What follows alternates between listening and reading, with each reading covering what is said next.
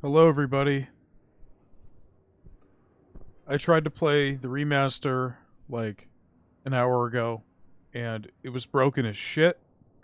So I'm gonna be playing the original, unfortunately. I've played the remaster before, and it worked fine. So I don't understand why it's not working now. If you want to see how it was broken, you can watch the VOD. It's still up. Everything was looking like the fucking Tesseract from Interstellar. So, don't know what the problem was there. Hydrate. Hello, Pat McGroin.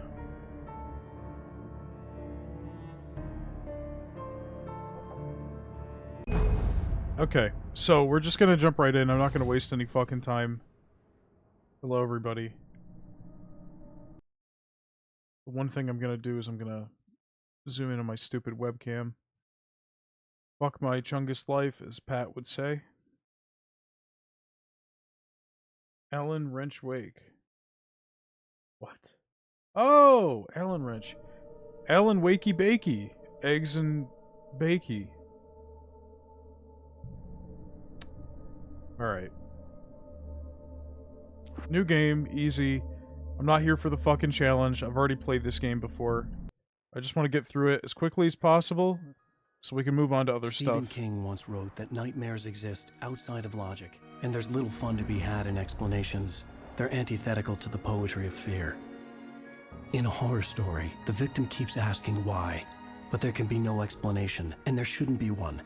The unanswered mystery is what stays with us the longest, and it's what we'll remember in the end. My name is Alan Wake. I'm a writer.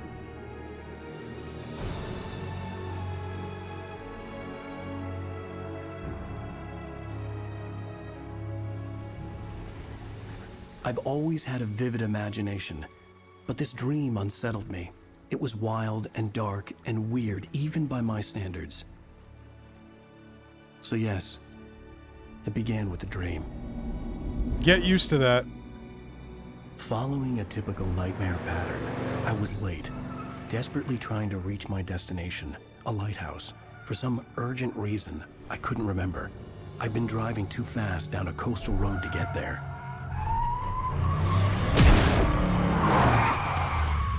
Alan Vehicular Manslaughter I'd Wake. seen the hitchhiker too late.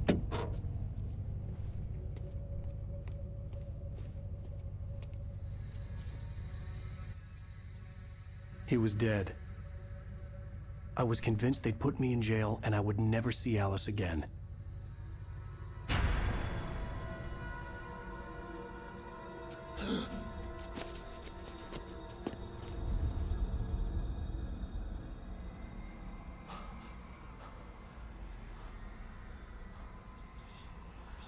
Suddenly, his body was gone.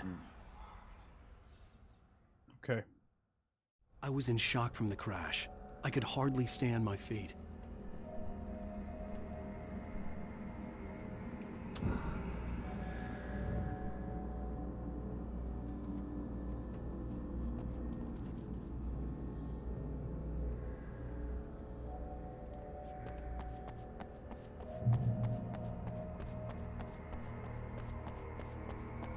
Yeah, you are. You are thinking of Matthew Broderick.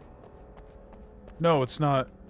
I was going to play the remaster, but it wasn't fucking I working. had to go to the light. The remaster was doing all sorts of weird glitchy shit with the graphics. I tried verifying the files and nothing fucking worked. Yeah, no, I going from the remaster an hour ago to this, it doesn't look too different. House. I knew there was something important waiting for me there. I don't think this game looks bad at all. I mean, so far, I haven't played the original version before. I've only played the remaster. But, yeah.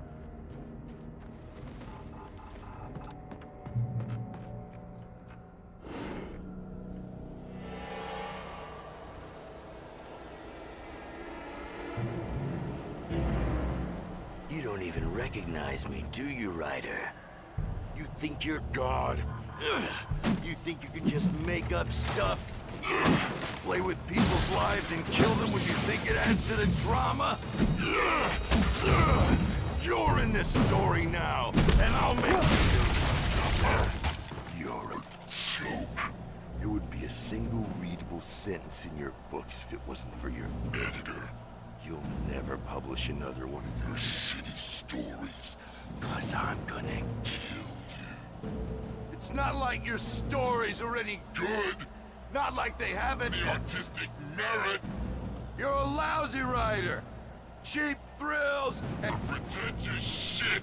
That's all you're good for. Just look at me. Look at your work.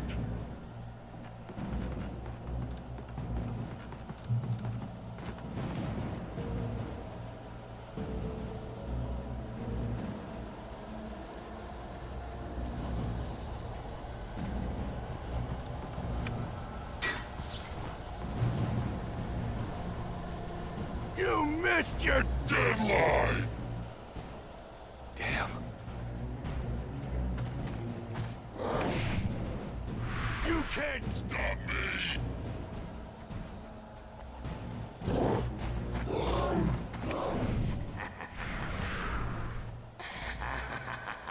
I realized that the hitchhiker was a character from the story I'd been working on. Well, to be fair, Alan did hit him with his car.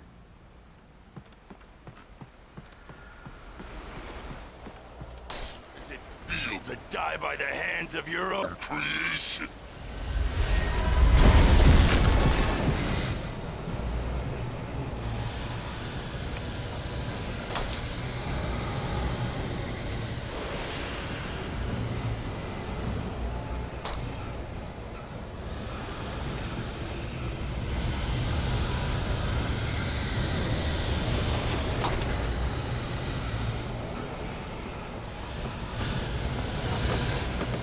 This way!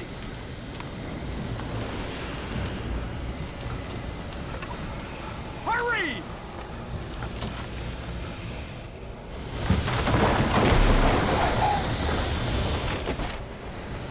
Mr. Week, it's me. Clay Stewart, remember? Quickly, get inside! There's no time to lose!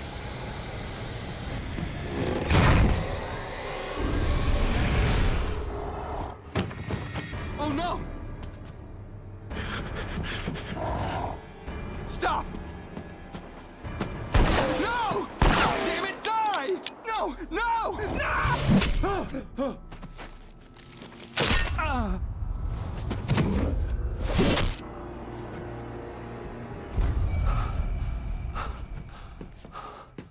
I was trapped. There was no way out. Die, die, die, die, die, die, die, die.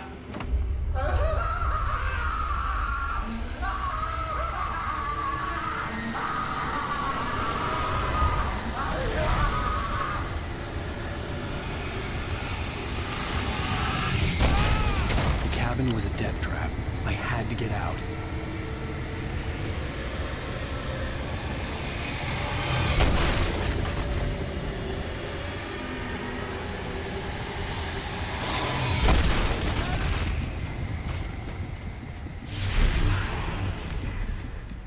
Follow the light.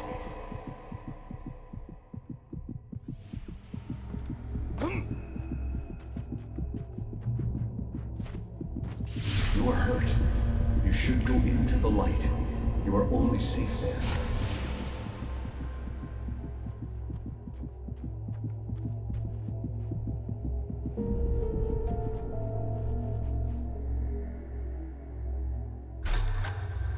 Well done.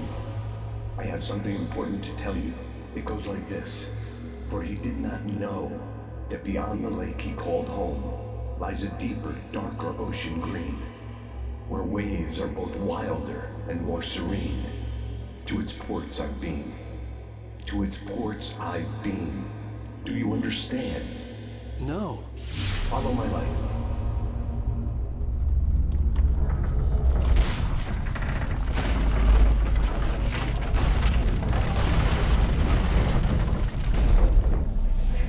To teach you, the darkness is dangerous. It's sleeping now. When it feels you coming, it will wake up. There's no time. I can only show you the most important thing. The hitchhiker has been taken over by the dark presence. You can't hurt him now. The darkness protects him from all harm. Only light can drive the darkness away and make him vulnerable again. Here, take the light. Turn your flashlight toward him and burn the darkness away.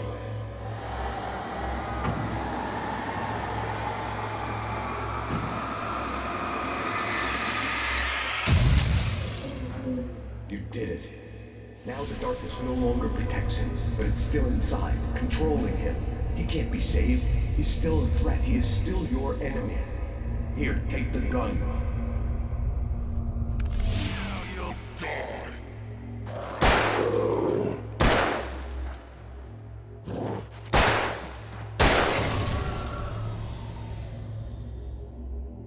Good. You've done well. Remember what I've taught you. That is all. I will give you back your dream now. In the nightmare, a terrible darkness was taking over the world. The lighthouse was the last safe place on Earth.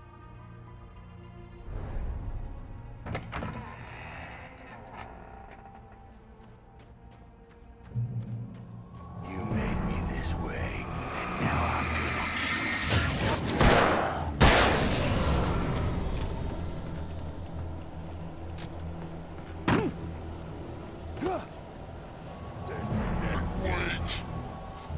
Uh-oh. Ooh, ooh, ooh! No! Ugh! They can't get me when I'm under the light.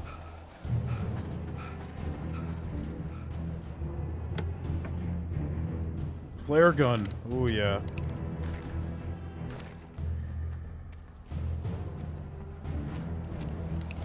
You're dead. Just like No, this game is like, you know when you're a kid and you're like you turned off the light at the end of the hallway or something and you have to run through the darkness to get back to your room where the light is still on and you're afraid that there's someone behind you? That's this game. That's this entire game.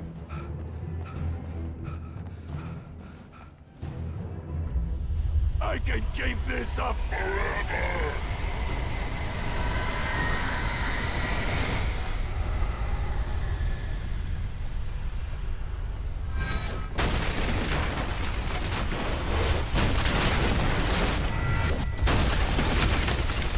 Yes, exactly. Exactly.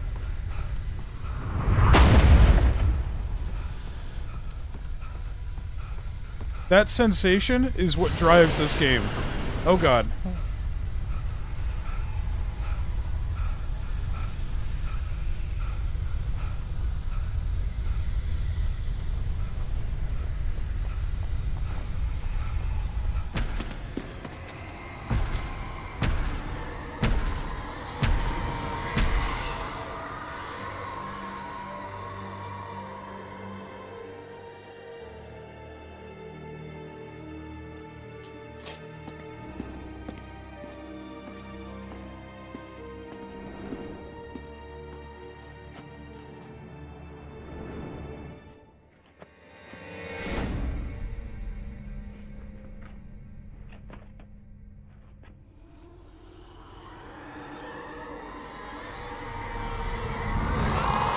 He's here. Alan, wake up. Shh, baby. Just another nightmare. Everything's fine. You dozed off. Right. Anything more than dozed off would be news for everyone. Cheer up, handsome. We're here.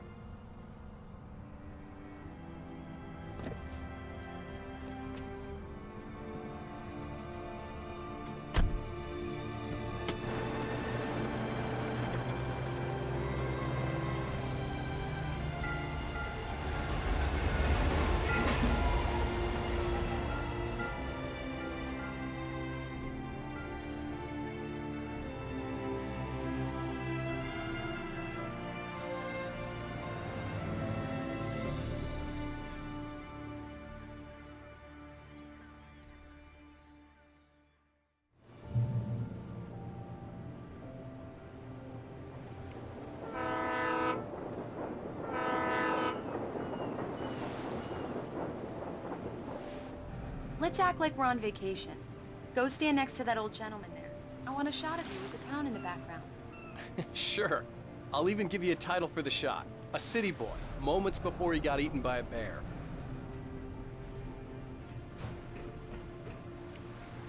Hi. Hello there. You picked a good time to visit our town. Deerfest is just 2 weeks away. Deerfest, huh? Did you hear that, honey? You have a lovely wife. If you don't mind me saying. I'm Pat Maine, by the way. Nice to meet you. Yeah, I'm Alan Wake. I won't pretend I don't recognize a famous writer such as yourself, Mr. Wake. A pleasure. I'm an avid reader myself. I hope this isn't too presumptuous of me, but I'm the night host at the local radio station. Any chance I could get an interview? Look, Mr. Maine, I'm on vacation. In fact, I'd appreciate it if we could keep my being here just between the two of us. I'm sure you understand. Fair enough. You can trust me to be discreet. Not a hard man to track down if you change your mind, though. I hope you two have a lovely holiday.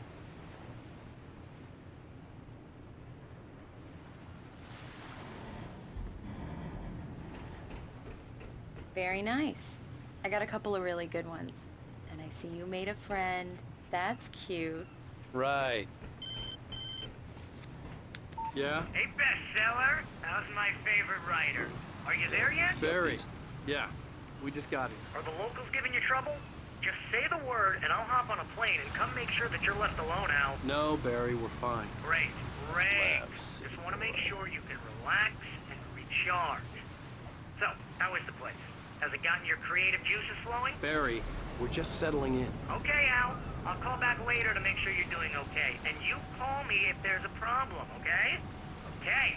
Just looking out for you, buddy. Talk to you later. I love you too, Barry. He's going to be calling in 5 minutes. Barry is Barry. I can always turn off the phone. What did I tell you?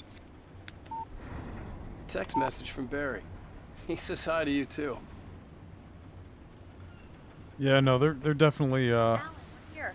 Come on, let's get back to the car. I'm impressed that they're gonna have all the IMAX screens for 3 weeks. That's pretty cool. I hope that movie's good. We need to stop at the local diner to get the cabin key from the landlord, a Mr. Carl Stuckey. He's waiting for us. I'll go fill her up while you get the key. I'll pick you up here in, say, 15 minutes? Sure. Alan, thank you for coming here with me. I love you too. Are Go they on. driving a I'm close to real Dave. Lincoln?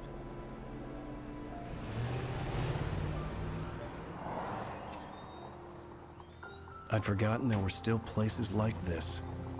Towns where everybody knew everybody. Welcome to the Oh Dear Diner. Hi, I was wondering if you could help me. I'm looking for... Mr. Wake. Alan Wake. Oh, God! I am your biggest fan. I know people say that all the time, but I really am. I'm glad to hear that. Rose. Rose, I'm looking for Mr. Stuckey. Carl Stuckey? Carl? Oh, of course, Mr. Wake. He must have gone to visit the restroom. He'll be back in a moment. I can't believe it. I've got all your books. I got the cutout from the bookstore when they took it out of the window. And you keep it here. Well, okay. Good for you.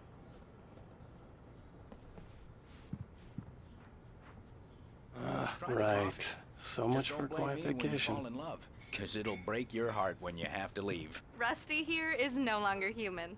Nothing but black coffee under a thin layer of skin. Do me Yeah, a that makes- favor, Sonny. I could really use a tune right now. Coconut, number 6 in the jukebox. I'd do it myself, but both of my legs have gone to sleep. Bad circulation. Yeah. Are you serious? Coconut again? You disgust me. Call yourself a rocker. Unbelievable. Ha! It does that. Get stuck. Yeah. You need to give it a good solid whack.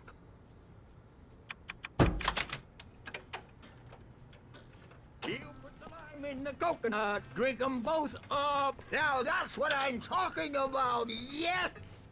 We have this game's collectible thermoses. There's 100 of them, so don't count on me to get them all.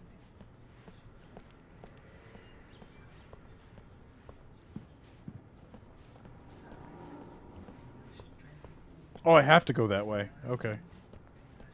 Alright.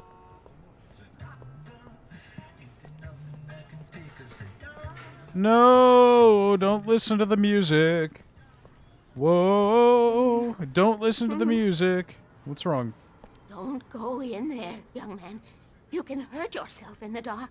I think I can handle it, ma'am. I didn't want to wait. I wanted to find You don't Stucky, wanna die, to get the do key you? and get out as soon as Worse. possible. The waitress was giving me a headache. Overeager didn't fans listen. always did. Alright, bye, lady. That's the same sound effect from Max Payne. That's crazy. I never noticed.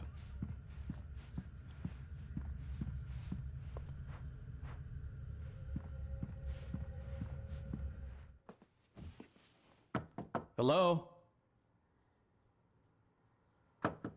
Mr. Stucky? Carl couldn't make it. Unfortunately, he was taken ill. But I have the key for you and instructions on how to get to the lake. Okay. I wish you a good stay in my cabin. I'll come by later to check how you've settled in. And to meet your wife. I insist. Thanks.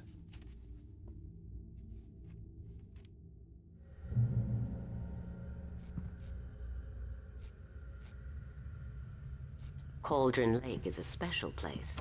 Very inspiring. It's looking a little too bright out here. Can I turn down the brightness?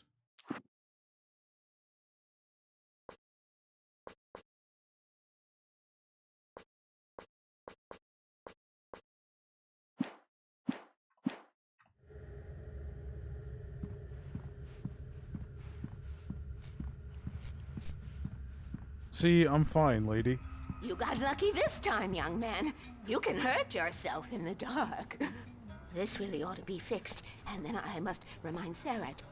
Even that sounds better than your singing. Are you alright?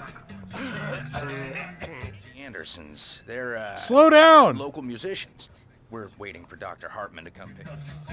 Wandered off from his clinic at the Cauldron Lake Lodge. I gotta get out of here.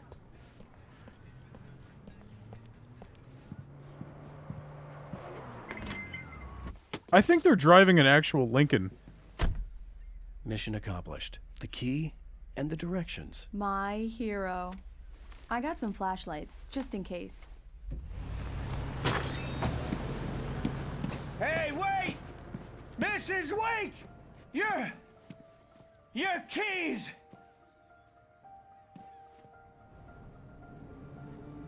That diner was a real nut house.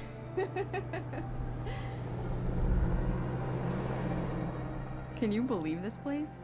This would make a wonderful setting for a book. We're supposed to be on vacation, Alice.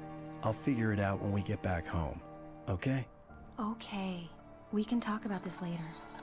Pat Main here on KBFF. I didn't want to talk about it. I wanted to bury my head in sand. Here's another one of my favorites to go with it. Once upon a time, I was a successful writer, but that was a long time ago. I hadn't been able to write a word in 2 years. Not since my last book. And now the weather. It's gonna be a clear night, so you folks in the big city might want to look up every once in a while. See those stars winking down at you? It gets pretty dark out here, but they'll light your way.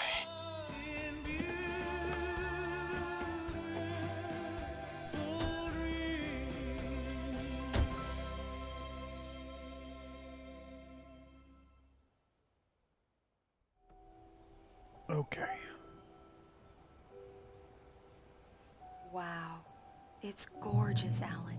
It's something, all right. Don't worry, honey. I'll get you inside safe and sound before it gets dark. And I've got the flashlight. I'm okay. Alice had a phobia. The fear of darkness. I wanted to make sure we were inside with the lights on before sunset.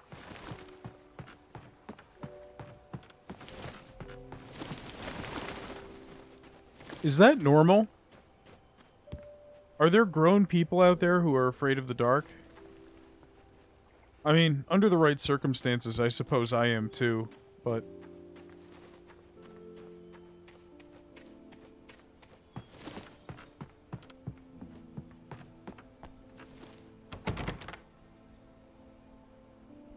Here we go. Let's take a look inside. Come on. It's dark in there. We need lights. Can you figure out how to get the power on, honey? Is there a walk button? I don't want to be speed walking everywhere. A shoebox filled with books by Thomas Zane sat on the shelf. I'd never heard of him before. Hello? Anyone here?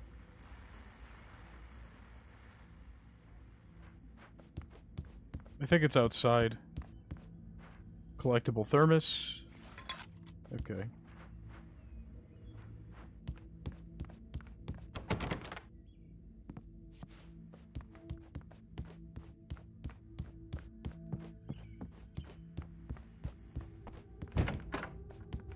For a moment, the oppressive feel of the nightmare I had seen on the ferry returned.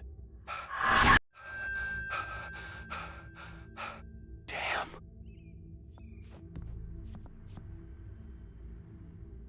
I needed to get the power running in the cabin. There had to be a fuse box or a generator somewhere on the island. The cabin looked like a time capsule from the 60s, or even earlier.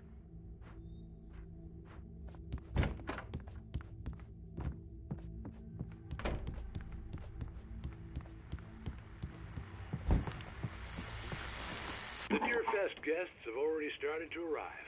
Just ran into one on the ferry. A famous artist, no less, but we'll see if we can rope him into an interview later on. Alexa, now, shut let's, up. Go to the phones. Caller, you're on KBF FM. Hi, Pat. It's Rose. Why, hello, Rose.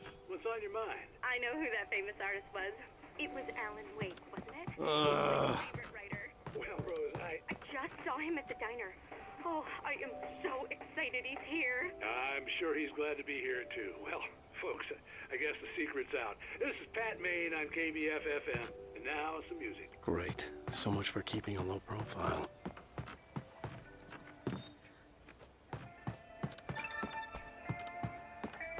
I don't want to do my job anymore. The power cable goes to that shed over there. Okay, thanks, Alice. I was looking at going back to school today, community college, and pretty much every career I was looking up, on the Wayne County Community College website, they have a list of how many credit hours and like credits it takes to get that course complete. And it also shows you the average salary of somebody who went down that career path. And almost all of the ones I was looking at were making less money than I am now. It was just fucking depressing. I don't know how anybody's able to afford anything ever. EMTs make less than I do. People working in elder care make less money than I do. Firefighters make less money than I do.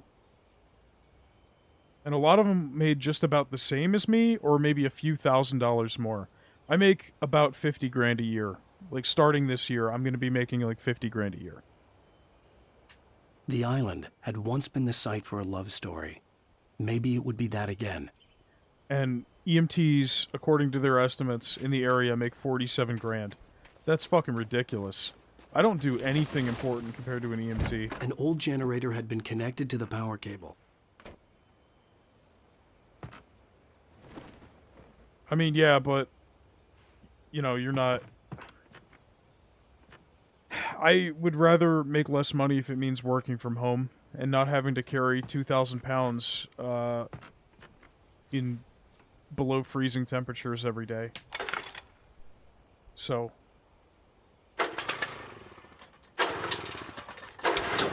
It's not a contest.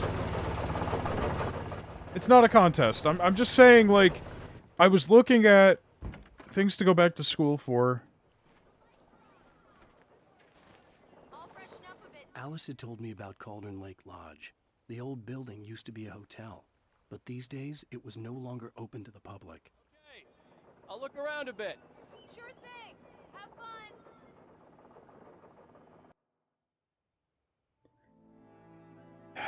Because it was a beautiful place. I told myself I could rest here, sleep here, and forget about my work. I thought we could be happy here. Because, you know, keeping the continuity with the last stream in our Remedy series here on Frank Broadcasts, I got drunk and I went on a rant about how I feel like I've made all the wrong choices in life. And some folks in the chat were telling me, oh, I should go back to school for something. Which, you know, okay. So today I'm looking at things to go back to school for, and it's just like, fucking nothing was making money. The only things that were making, like, good money were, like, physical assistants, which are, like, people who are they help out in hospitals and shit. And they make over 6 figures. But it's 2.5 years for the pre-PA degree at Wayne County. And then you've got to do another set of years to get a master's at an actual college. And who knows how fucking expensive that would be. I'd be like in my early 30s by the point I actually have the job. Yeah, no, I mean, even the trades ones and like auto mechanics are making less money than me. And that makes me really fucking depressed because my job is terrible. Like, my back hurts so much right now. And that's probably because I have to go delivering in fucking sub-zero temperatures with the wind chill up hills on these fucking houses in the sticks out in Clarkston all fucking day like I did on Monday. You know, honey? Carrying 8 fucking cases of water to some dickhead's porch.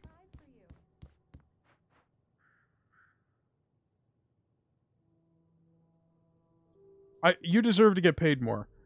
I'm just saying, like, money's not everything, but if I'm gonna go back to school for something, it needs to be something that's worthwhile, right? And I can't justify going back to school for something that's gonna make less or about as much money as I already make now, doing a job that required no education. And that's just a sad state of affairs.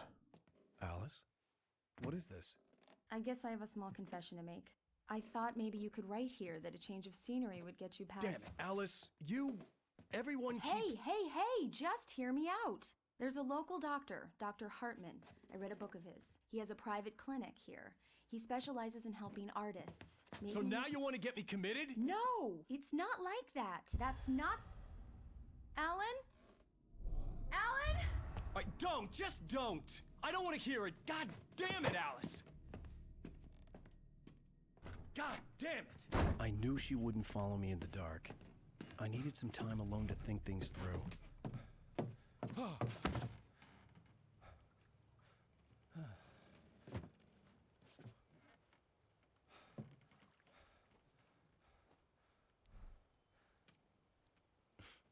Damn it.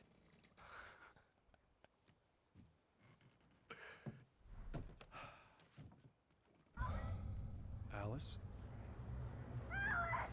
Alice? Alice! The cabin had gone dark. All the lights were out.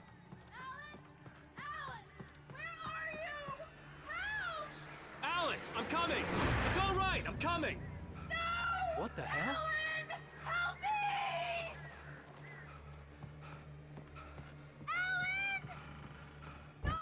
Alice? Alice?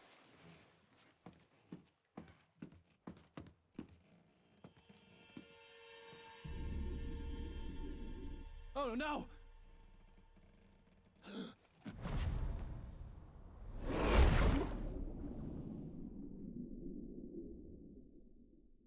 Keep going. Alan! Wake up! Alice?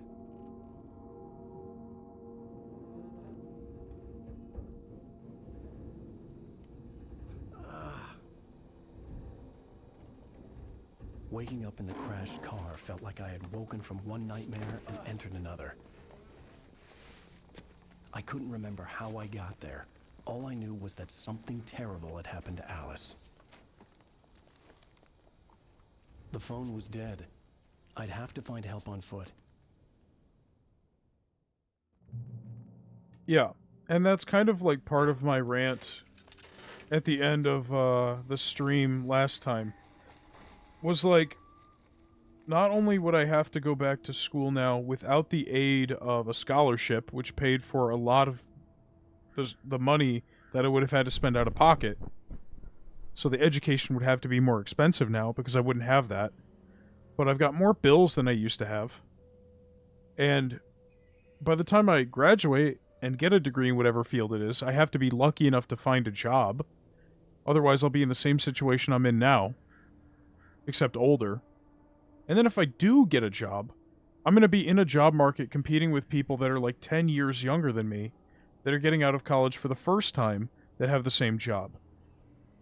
And if you're choosing between two entry-level candidates, and one of them is in his late 20s, about to turn 30, and the other is like 22 years old, you're going to go with the 22-year-old every single time, because that guy is going to be easier to exploit because he's younger and he doesn't know any better.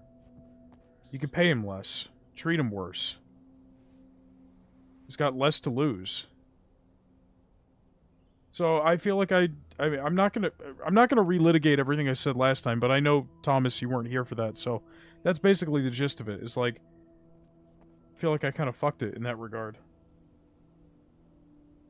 I go back, I come out of it, there's no guarantee there's anything waiting for me, and if there is, I'm gonna be competing with people that are just more appealing. Assuming the field even exists. It hasn't been automated or offshored or something. I don't know. But also, I feel like I can't just keep doing this, you know? I can't just stay where I am. I can't keep making the same complaints over and over again without trying to make things better.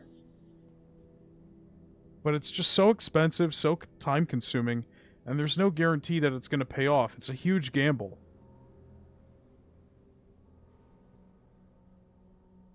I would just like to move out of the country altogether. I think the States are a shithole. But I don't know. That's the thing, is like, I don't know how many other countries out there have it better than we do. Because it seems like, you know, even in the places where things like healthcare are better, the economies are still shit right now. And to even move to the countries where things are better, you've got to have a good job or the skills that'll get you a good, important job. Which, you know, I went to school for film at a school that's not even a film school, so it's like, what the fuck? Among Alice's things was a book, anyway. The Creator's Dilemma, by a Dr. Emil Hartman. Seeing the book brought back my fight with Alice. I didn't like it, and I didn't like the guy's smug face on the cover either. And the other thing was, like, when I was drunk and I was bitching about it, I was like, you know, it's just one example of how I've made a bunch of wrong choices and have regrets and stuff, because it's like, I haven't taken care of myself either, and if I had taken care of... The gas station was my best bet. They'd have a phone I could use. It looked like a long hike through the forest to get there. And if I had taken care of myself, I mean, who knows how different things could have been. Not just relationships, not just friendships, but also job opportunities. My lifespan. It's like, even if I get my shit together now, even if I get my shit together now, which I am trying to do, I've been obese, morbidly obese, for God knows how long, like 5 years, maybe? Since lockdown, probably? And it's like, even if I lose all that weight now, it will have a permanent effect on shortening my lifespan. I'm pretty sure that's how it works. I could be wrong about that, but in either case, I've probably lost out on a lot of jobs, a lot of romantic interests, a lot of friendships and opportunities because I'm a fat, ugly bastard. You know. But there's no point in dwelling on it. That's the thing. Is like, you know, it's nice to get it out. If you keep it all inside, you're gonna explode. You're gonna go crazy.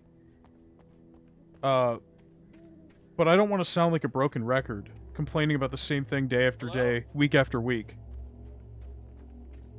I have to try something. Hello? Is someone there?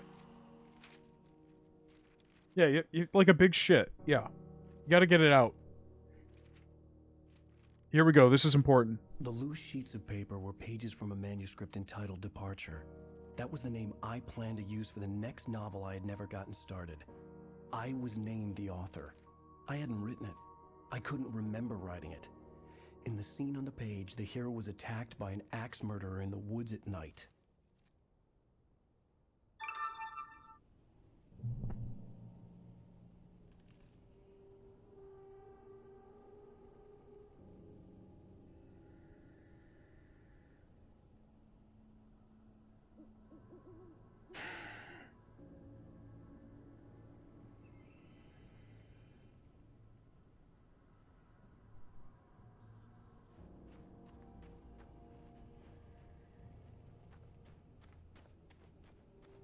So, I don't know.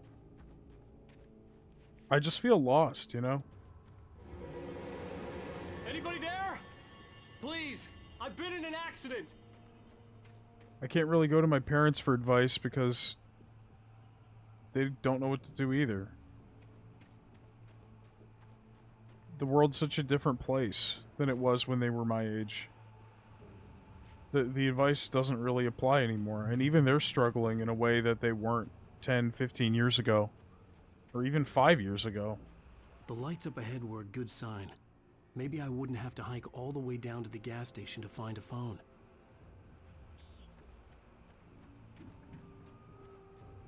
I know you're in a very similar situation. If you want to make more money, come work with me. You know, you'll, put a lot of wear and tear on your body, and they'll treat you like shit. But I guess you'll make more than you currently do, so you just gotta weigh the pros and cons there. Personally, I would take a fucking Anybody there? Please. I would take a 10 grand pay cut. I would take a fucking 15 grand pay cut if it means I could just relax and work from home again. Instead of fucking spending my time out in the elements. There's been an accident. I need help. Listen, I need to... Premium cabins for rent in... Oh, hell. Carl Stuckey. Pleased to meet you. Non-refundable reservation deposit required. Fair and square. Like, it sucks. It sucks. Physical labor sucks. Anybody who tells you different is a liar. It has nothing to do with how in shape you are. It's the fact that you're out there some days and it's fucking 10 degrees, and other days it's 95 or 102. And they'll just keep you out there for as long as they fucking feel like it.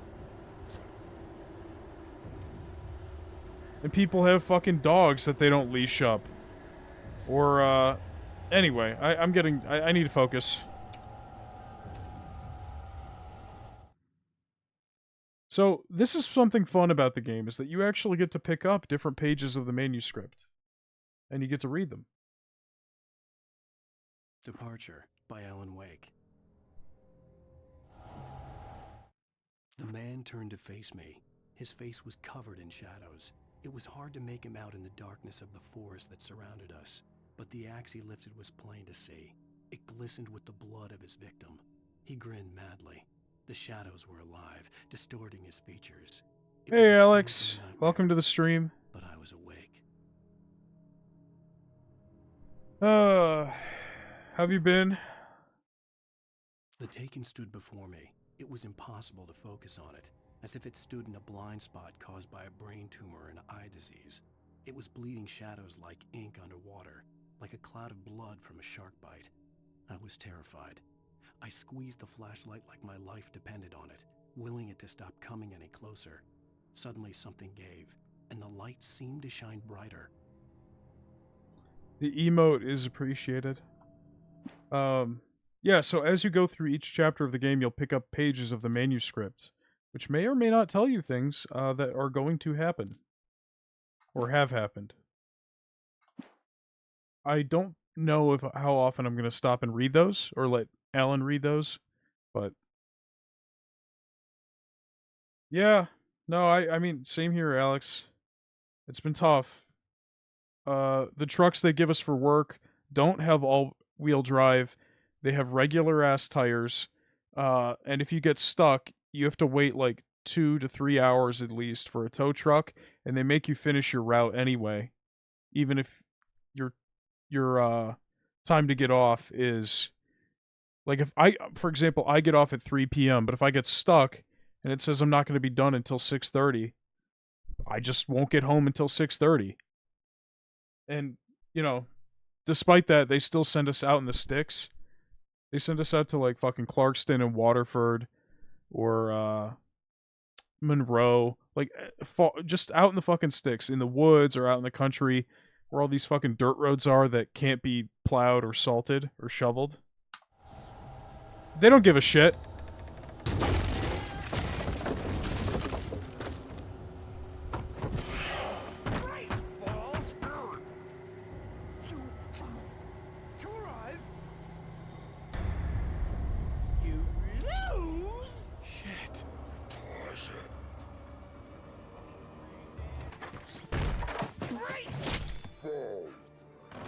I had to figure a way out of this.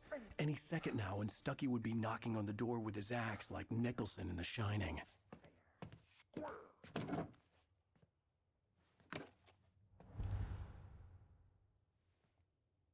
That's some nice product placement there. Yeah, in the original game, there is product placement. In Remastered, they took all the product placement out. So here's your Energizer batteries. And I'm pretty sure Alan's wife was driving a Lincoln earlier that had on the dashboard Microsoft Sync, which was their old name for, like, their entertainment system with the Bluetooth and stuff. Bring your trying. It's the latest thing in Alex, it's fucking...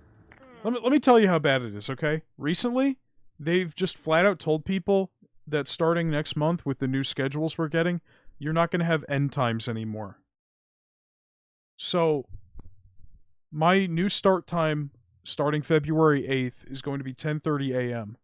And the shift is supposed to be 8 hours, which is really 8.5 hours because they don't want to pay for lunch, and we have a mandatory half-hour lunch.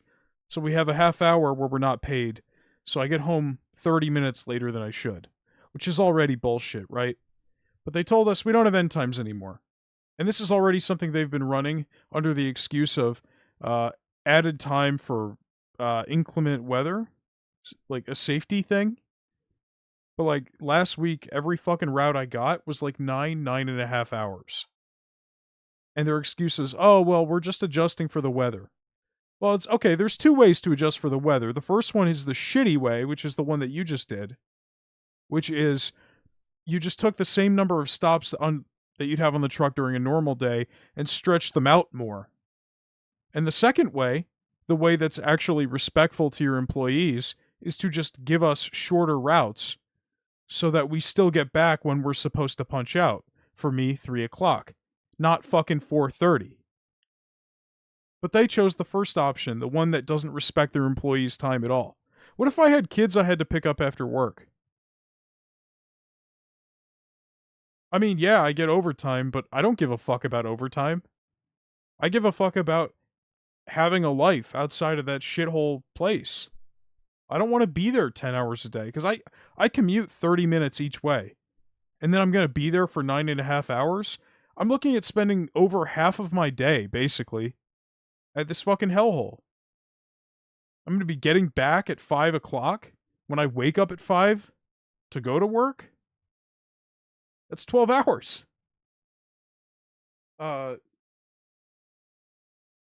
And, of course, the union can't do anything about it. It's just like during Thanksgiving and Christmas when they were scheduling me on my days off without telling me. And I'm just wondering, like, if they can decide how long our shift is arbitrarily by themselves without asking us or getting our permission, and they can schedule us for our days off on our days off, what is the point in even having schedules in the first place?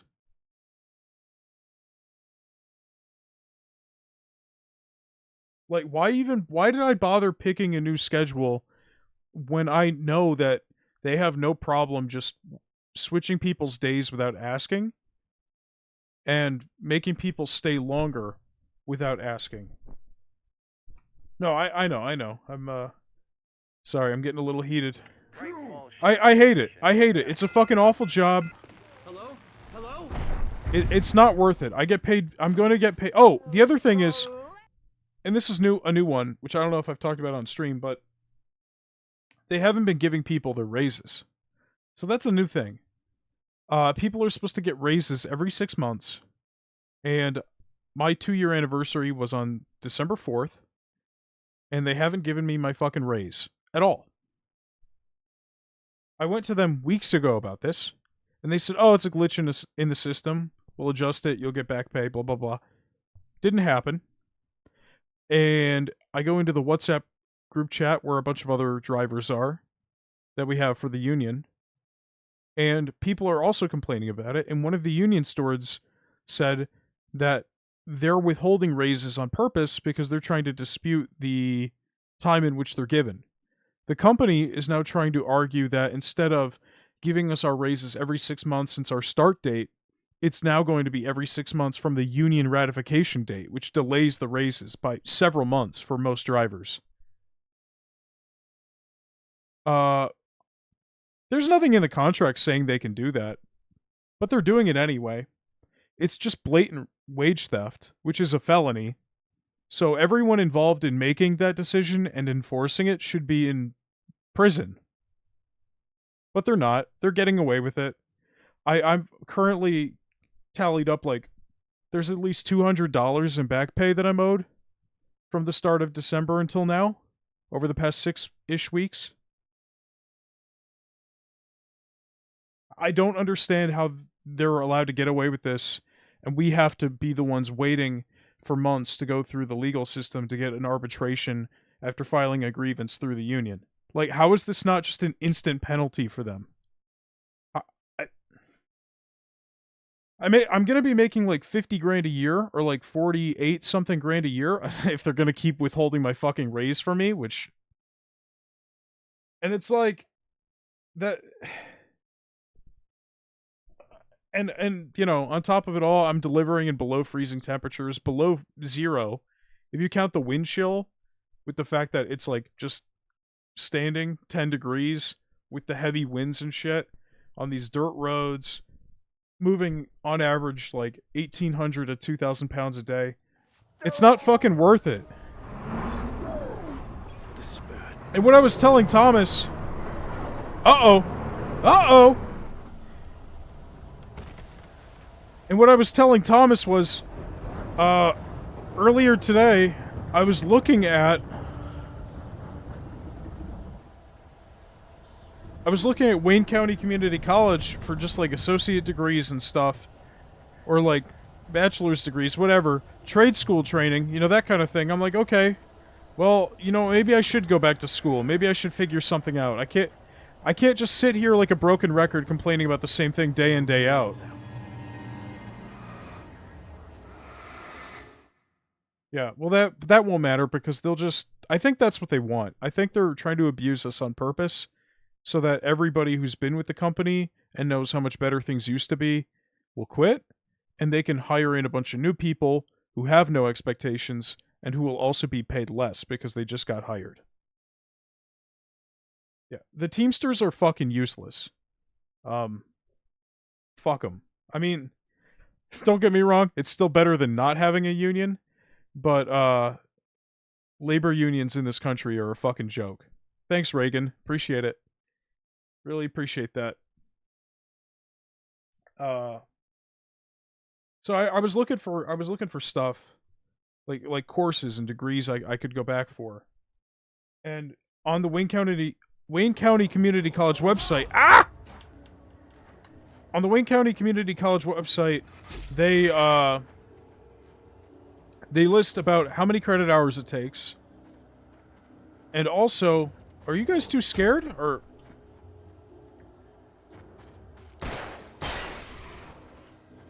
Come on. My head pounded with a concussion. And a lot of... I fired a gun outside a shooting range, and now I just killed someone. Or something. There were no bodies. They just disappeared. If I was dreaming, it felt real enough to make me sick. And I was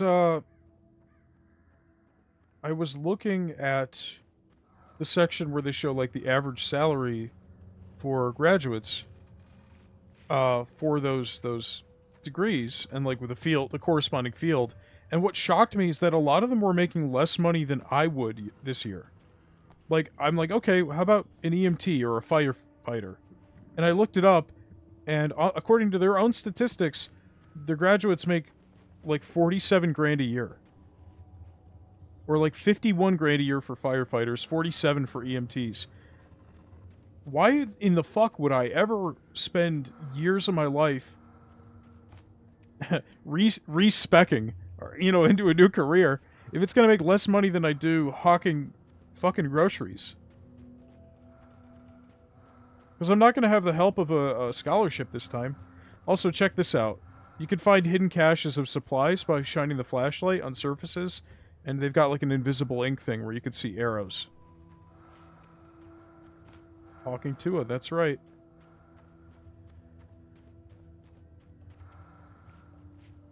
There we go. Hand-painted graffiti was revealed by my flashlight. Someone had hidden a chest of supplies near it. The only one I saw that was like 6 figures, or anything above like the mid-50s, was like a physical assistant, which is like, you know, people who help out in hospitals and shit. But it's a 2.5-year thing at Wayne County Community College, and then you have to go get your master's at a real college. So you're looking at several years, lots of debt. I don't know. I was just telling Thomas I feel kind of lost. Not sure what to do. I'm trying to figure out how to turn off this electrical fence. I can't remember. I haven't played this game in a few years. I thought there was a box. Or wait, no, hold on. Do I just shoot it? That can't be the answer.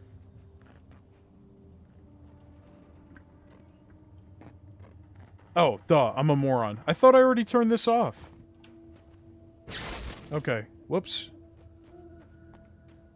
The Dark Forest was the last place I wanted to go, but I had no choice. I had to get to the gas station.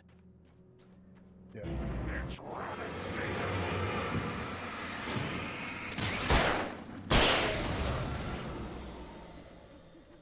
But, yeah, I don't know.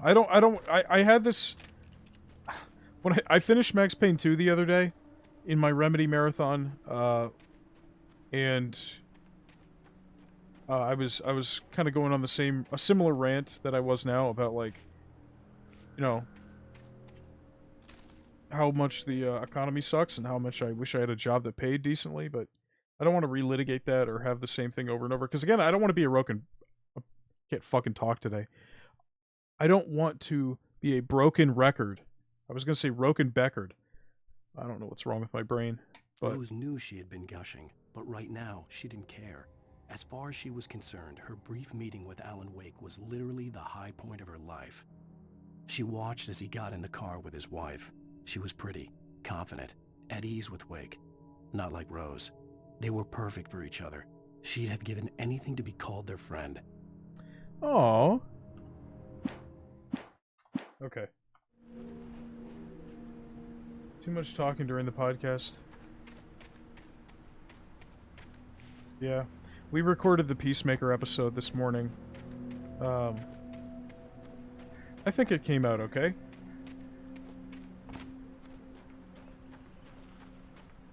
Little sneak peek, little hint of things to come. We're not going to do it. There's not a thorough breakdown of each episode, because that would be like 6.5 hours of, it would be like the first 4-hour edited down episode of the show, so. What the hell was that?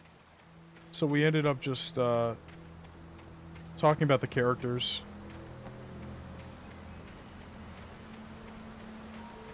When I saw the river below, something uncoiled itself inside my head. I realized that I'd have to find a way across. I didn't even want to look at the water. Yeah, Black Adam's gonna be fun.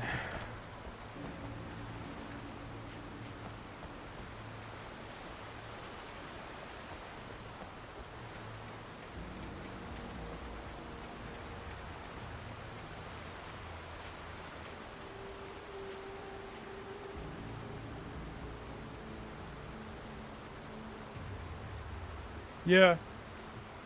No, you're right. You're right, Alex. It's easier said than done, but we're kind of... You know, we're kind of all in the same boat where it's like...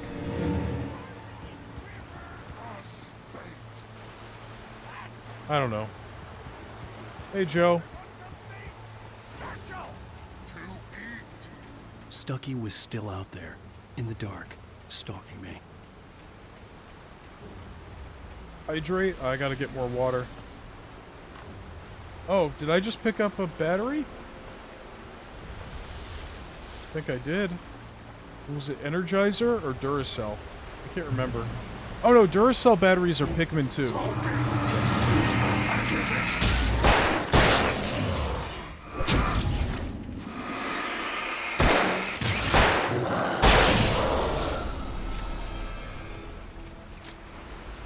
Let me go back real quick.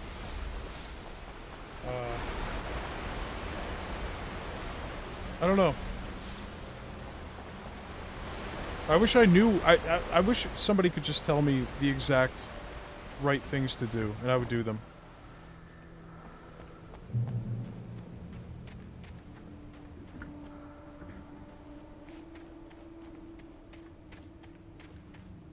Thomas, I am shocked that you played through all of Resident Evil 5 without doing the co-op. I feel like the co-op is what really makes that game special.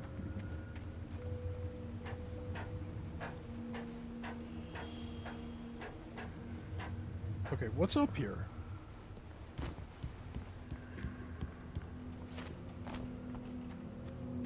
Yeah, he's trying to play through... Taken. They're taken. He's been trying to play through all the Resident Evil games he hasn't beaten already before 9 comes out next month. And he said he was playing 5, and I'm like, oh. And he's just been playing it by himself. I mean, it's not a bad game by yourself, but the co-op is what makes it special. In my opinion.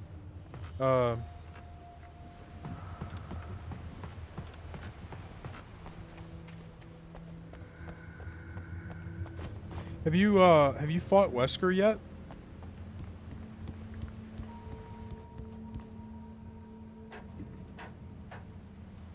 Oh yeah. Yeah, it's rough. There's no defending it.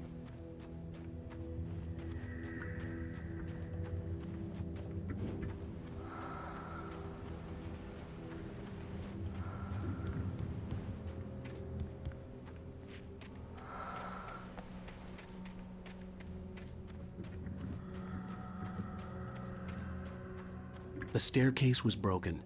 I had to make my way up some other way.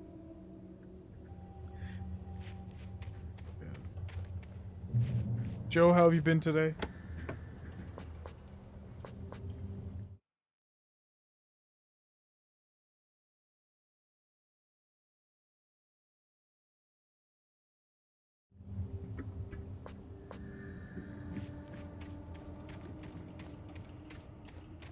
Joe, how are you getting to work at the dental place?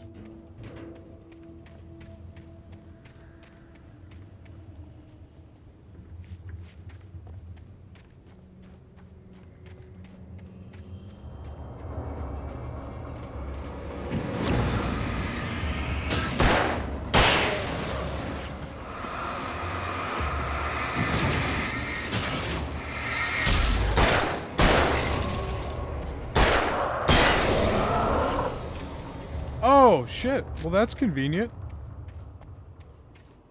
Uh-oh, Dead by Daylight?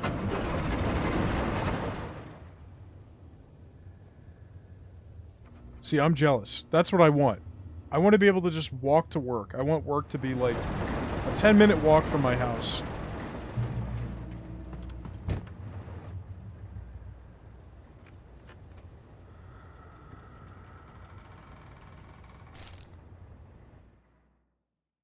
I heard them before I saw them, swooping down from the sky and screeching as they came. I spun around just as the cloud was upon me. For an instant, I stared into 100 dead eyes, black pearls glittering in the darkness. I raised the flashlight and the swarm exploded like fireworks. Feathers burned, turned into ash. I couldn't hear my scream above theirs.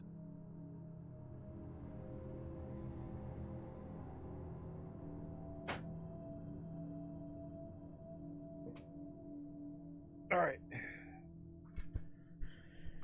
Yeah. I remember in school when we were learning about the alphabet agencies and what FDR was doing, and they had the what was it? The PWA? The CPA? The like works program. The WPA. Shit, maybe that's what there's too many of those. I can't remember anymore. But like, if you were just a guy in your mid to late 20s and you didn't know what to do with yourself, you could just go to the government and they just give you a fucking job and you'd build some of the greatest infrastructure ever designed that would last for over 100 years. And you'd have enough money to get a fucking house and, you know, you could take pride in what you were doing and you weren't abused and...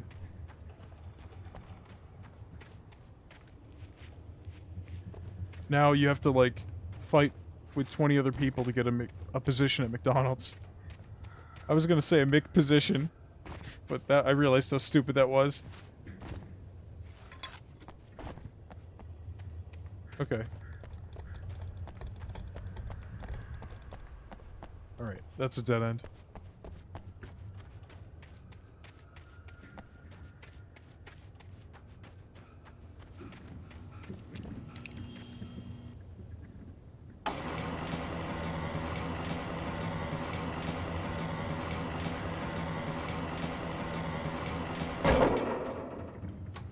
I think that's what I was supposed to do, right? Yeah. Okay.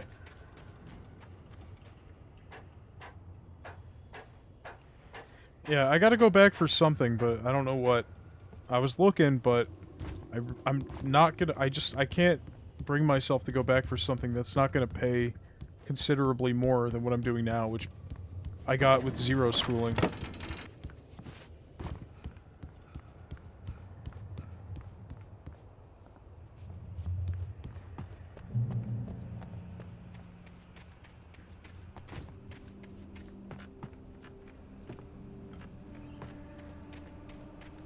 I do like dentistry.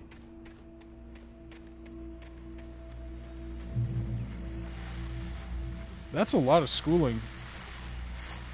But I mean, better late than never, I guess. Oh, yeah, okay. Well, I was just outside for a breath of fresh air. Herbie? And what a night. I don't get it. I know most of you are probably in your beds by now, but if you're still up and around, take a moment. Step outside for a spell and breathe in deep.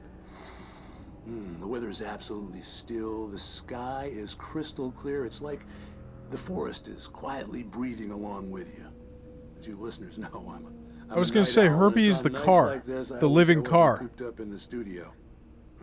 Makes an old man like me wish I could just roam wild. But here I am, and who'd keep you company all night long if I weren't? It looks like I'm not the only one staying up late. Caller, you're on the air. Hey, Pat, it's Maurice Horton. Hello, Maurice. What are you up to? Well, I was just taking Toby on his walkies. Oh, isn't it beautiful out there? Sure, but Pat, the reason I called is that Toby heard something rustling in the undergrowth and took off after it, and I couldn't find it. Probably a rabbit. Sure. Toby loves rabbits. Well, sure. Anyway, I figured that, you know, if anyone runs into Toby, they could grab him. My number's on his collar. And Toby's a friendly dog? Oh, Toby loves people. Usually he comes back, but we were pretty far from home, and it sounds like he went pretty wild there. Great dog, but he's just too dumb for his own good. Well, Maurice, it's out there now. Hope Toby comes home soon. Yeah, thanks, Pat. You have a good night now. Let's do it, Joe.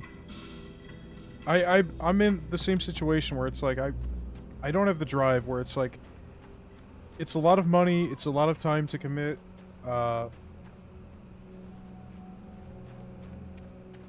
and I don't know, it's a little humiliating, but I'm already in the humiliating stage. I'm driving 160 miles every day to go deliver people Funyuns.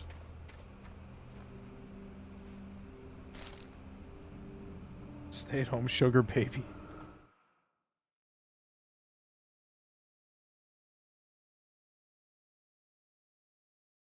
Thanks, Alex. I appreciate that.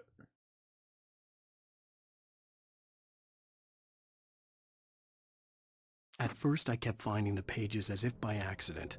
The book I couldn't remember was either a terrible and true prophecy or an act of creation that had rewritten the world. I began to hunt the pages feverishly, for they held the answer to the mystery. With it, I could save myself. With it, I could save Alice.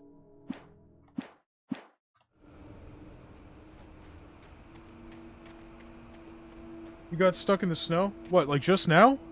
The gas station was closer now, its light welcoming in the darkness. Best dogs in the state. Belly Burster is the best with no contest. Oh, okay. Monster Dog is second best. The famous dog is... Well, we beat Max Payne 2. I got drunk and really depressed, and I think I ruined the end of that game for everybody with my commentary. Uh-oh. Uh-oh, X-Murders! Oh!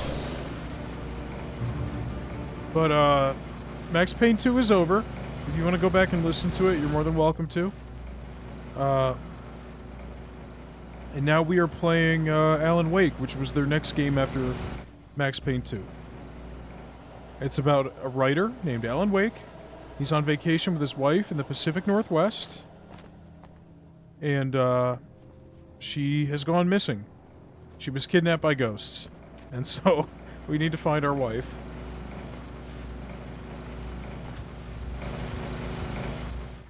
If you keep watching, you might get a little Max Payne in this. More than you realize. Oh shit, axe murders.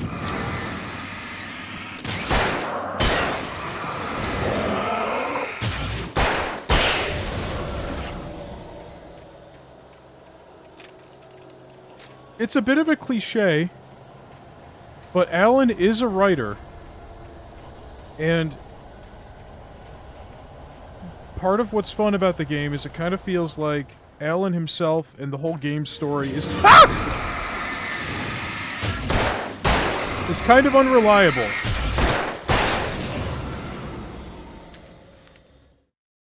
I stepped into the gas station's garage. It was dark and quiet. The place was a mess. It looked like someone trashed the place or that there'd been some kind of fight. Light spilled into the room through an open door at the back, and I made my way toward it. Without any warning, I was blinded by a bright light. An old portable TV on the shelf had come alive by itself. Impossibly, I could see myself on the screen, talking like a madman.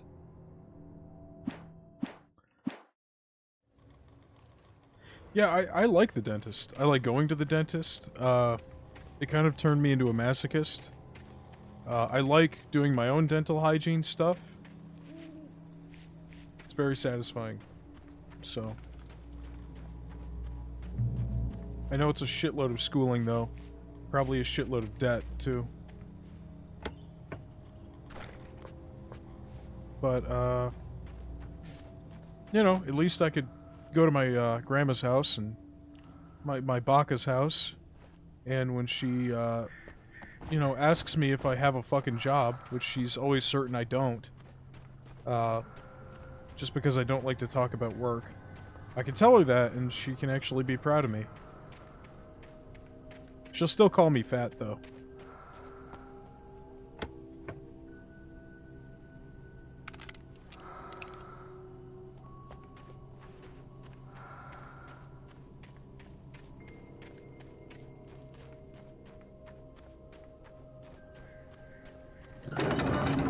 I never touch salad, though. A man like me needs a hefty meal. That's for today.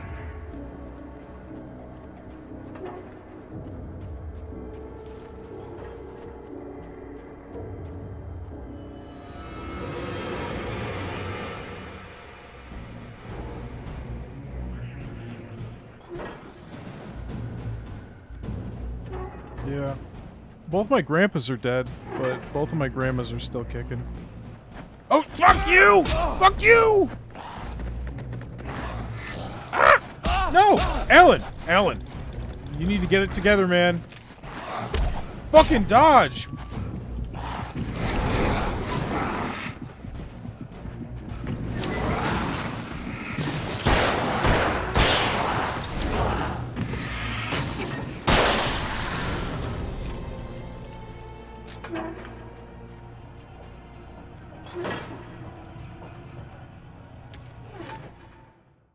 The cabin on Cauldron Lake?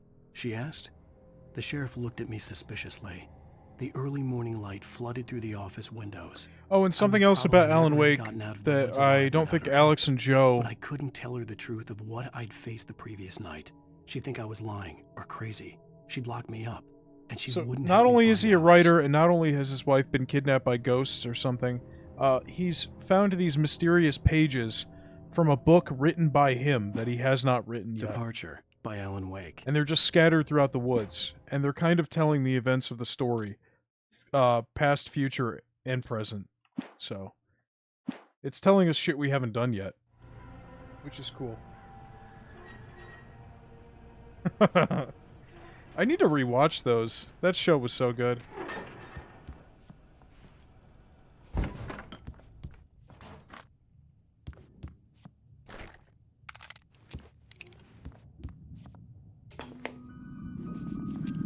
Science. It bestows immortality on those who advance it to elevate all of mankind. Newton, Einstein, Sagan, princes among men. But the price for such a legacy is steep indeed. In Night Springs. Tonight's episode, a quantum suicide. If our lives are already written, it would take a courageous man to change the script. Having called a press conference, Dr. Barclay Colvin is about to demonstrate that very courage. Ladies and gentlemen of the press, I am Dr. Barclay Colvin, and I'm glad so many of you could join me here at the Moorcock Institute. Tonight, I'm going to give a practical demonstration of the many worlds interpretation. As you can see, this is a loaded 9mm pistol. It shall be part of a thought experiment. Yes, we are. And now, yes, we are. A real experiment, known as a quantum suicide. Did he say suicide? Is that a real gun? He's kidding, right? Please, please, stay calm. There is no risk. Observe what occurs when I place the weapon against my own forehead. Now, you might think this round is merely a dud. Not so. Observe the flower pot. And yet, I myself cannot be harmed with this gun. With each pull of the trigger, two new realities branch off. One in which the weapon didn't fire, and one where it did. With my machine here, I have ensured that this reality is always the former. I have bestowed upon myself quantum immortality. Under no circumstances can this gun kill me. So wait. What you're saying is that every time you pull the trigger, in another reality, you die? Yes, of course, but that's completely trivial. There's an infinite number of things that could happen at any moment, and they always do happen somewhere. The point is, this one thing did not happen here. You're insane, Colvin. Insane? Insane? Hey, was this thing supposed to be plugged in? I stumbled on it. You fools! Gaze upon quantum immortality.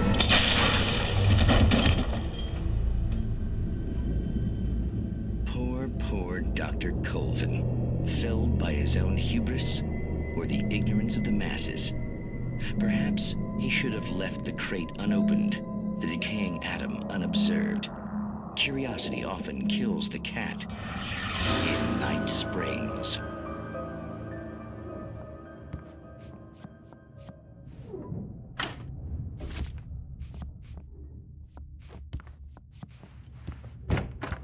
I'm sure that's not relevant to the game's story in any way.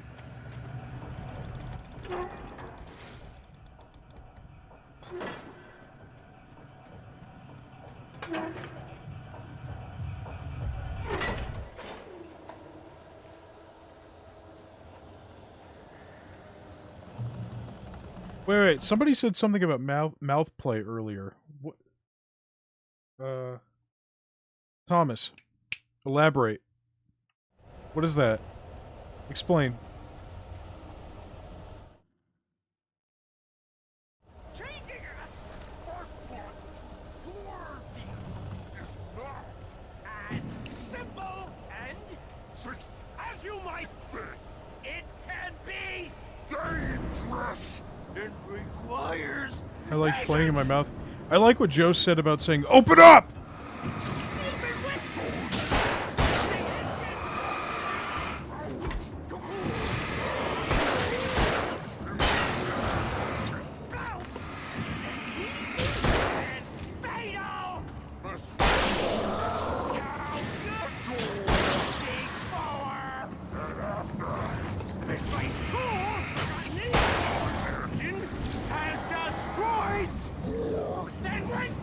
This is a boss fight.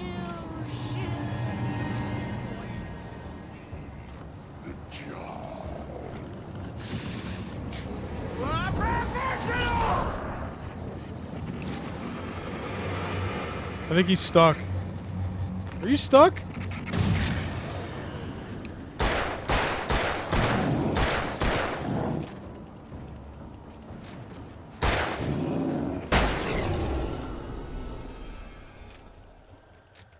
Stucky's body vanished, leaving behind only a lifetime of nightmares to come. Assuming I'd reach the lights at the gas station alive. Can I turn up his voice? Yeah, so let's do this. Music. Effects. Speech. Cinematic. And then we can turn the whole game up a little bit more. Alan's a soft talker. But when Frank adjusted the volume, he could be heard much better. Alright. Did you guys know I have Alan Wake in Fortnite? Beard oil. Interesting.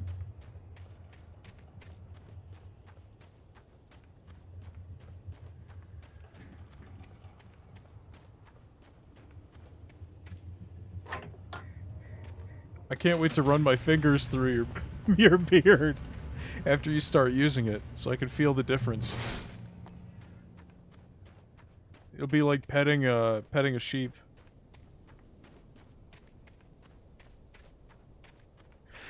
I recognized the parade float I had seen in Bright Falls when I first arrived with Alice. Yeah, because when you have a beard, all the natural oils from your skin travel down the hair.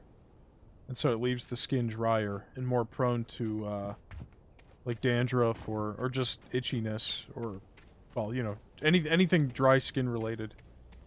So you're restoring the oils After that the would insanity normally I be just there. experienced in the darkness, the lights of the gas station felt comforting. At least for a moment, the sane world reasserted itself.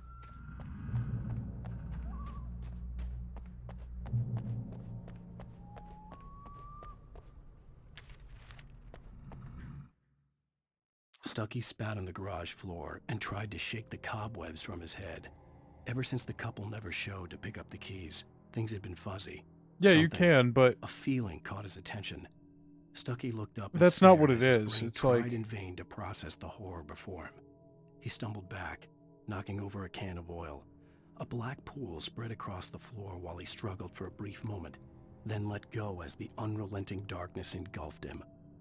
it's kind of like the opposite problem. It's not like your pores are being blocked or something. It's that the oil just isn't there because it's all going to the hair. So it's actually great because you can never get acne where your beard is. But, I mean, like, technically you probably could, but it's very, very rare, I would say, that happens. But,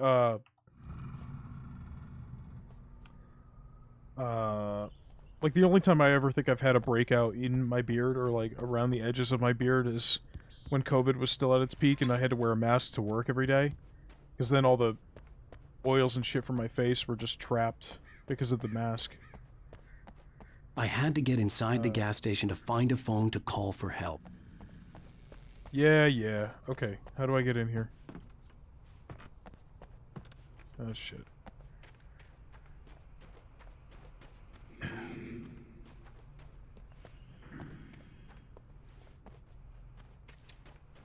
Hey, not this way.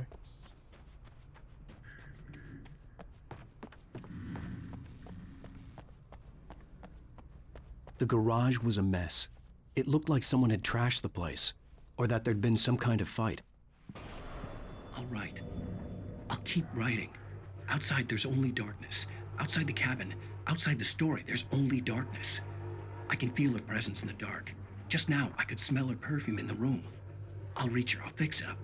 I'll bring her back. The story will come true. If I stop, she's lost. I don't believe this. It'd been me on the TV, talking crazy. Was I losing my mind? Thomas, that was one of the worst things I've ever read.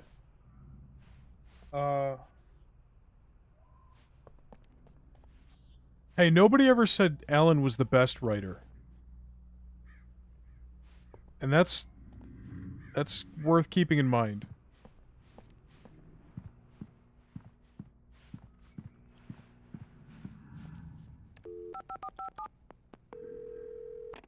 Bright Falls Sheriff Station.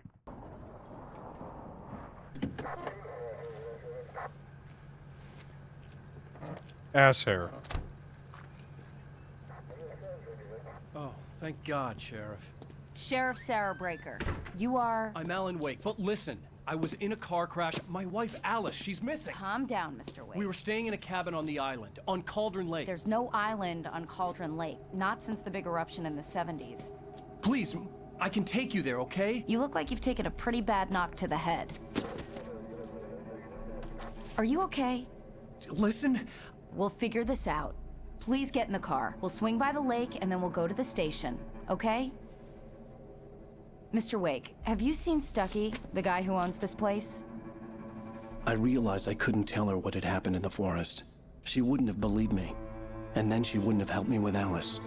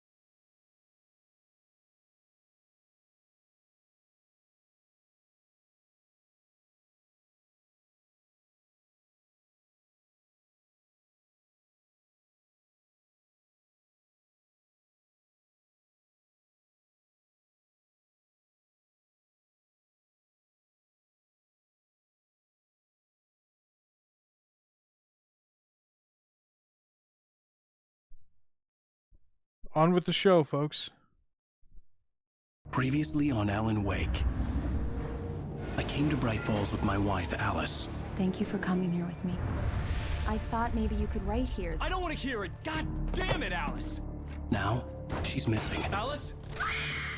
Alice? I woke up behind the wheel of a crashed car. I'm missing a week. I was attacked by shadowy men straight from a nightmare. The sheriff took me to the lake Alice and I had stayed at, but the cabin had disappeared.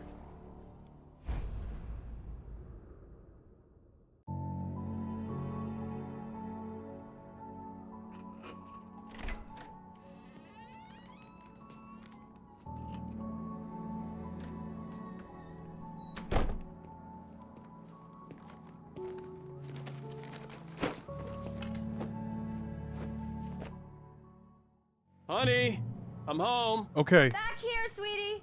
How was it? Worst weather I've ever seen. You should put some coffee on. It'll warm you up. Alright, let's take a quick look around Alan's apartment here. There's some stuff you guys might like. Also, that weather is, yep, that's pretty bad. Coffee's on. Great, thanks. I'll need it if I'm gonna finish this by tomorrow. Yeah. Is that what you would do?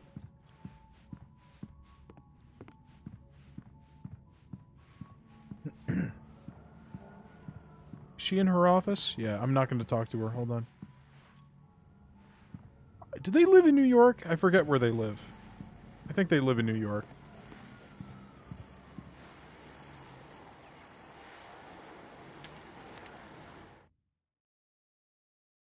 These are pages from his book, his actual book, The Sudden Stop. You can see it on the table there.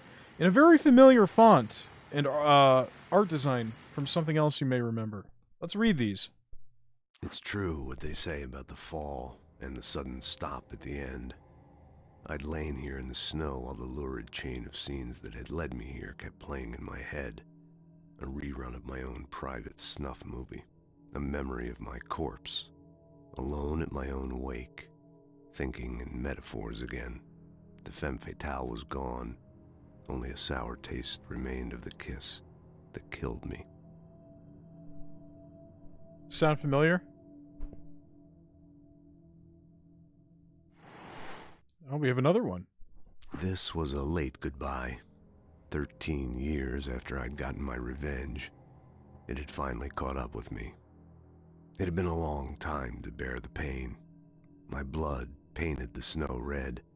A gruesome slushy dissolved all the scattered painkillers and leisurely dripped down to the sewer, mingling with the bile of the city, becoming one with it. I can see them now, my wife and my baby. Honey, I'm home.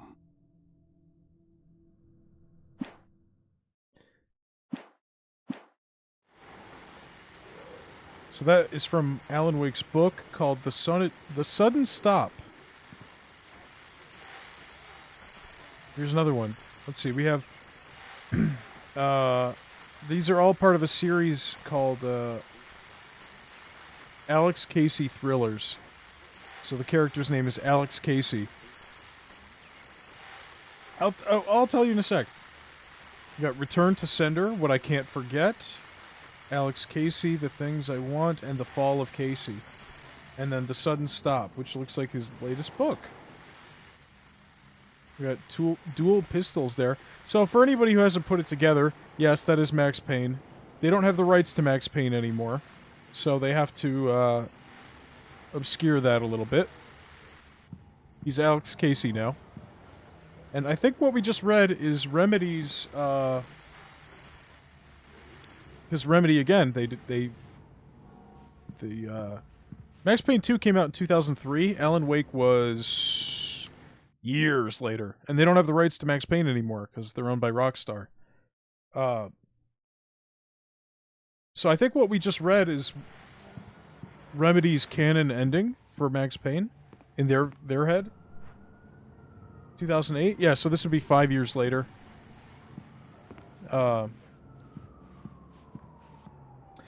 But, you know, the way he's talking about his blood turning into a slushy in the snow, dripping into the sewers.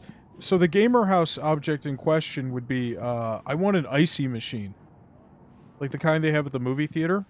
But I want it in my house. I want to get one that has Coke and cherry. And if I'm feeling myself that day, I might buy one that actually has blue raspberry as well. So you have 3 different chambers. And that'll run me about $1,500, but you know, I think it would taste pretty good. I'd probably use it every day. Never get sick of it. I love ices.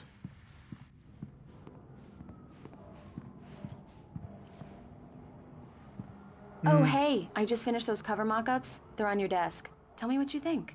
No kidding. I didn't think you'd get them done this quickly. Oh, she, On occasion, I can perform all sorts of miracles, my dear. She does. Oh, really? She designs the Well, you seemed to think so last night. Oh! She designs the covers for his books, and look at that photography. Look at that.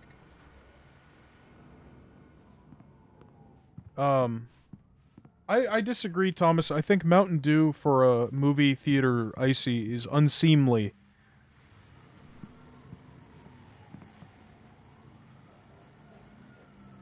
Oh, well that is a good photo. Once I get enough space to have like framed pictures of people, I want to have a picture of that.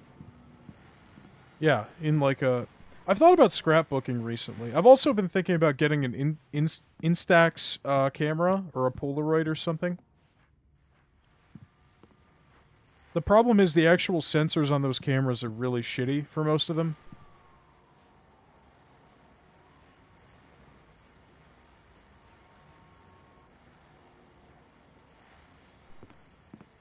I love that picture.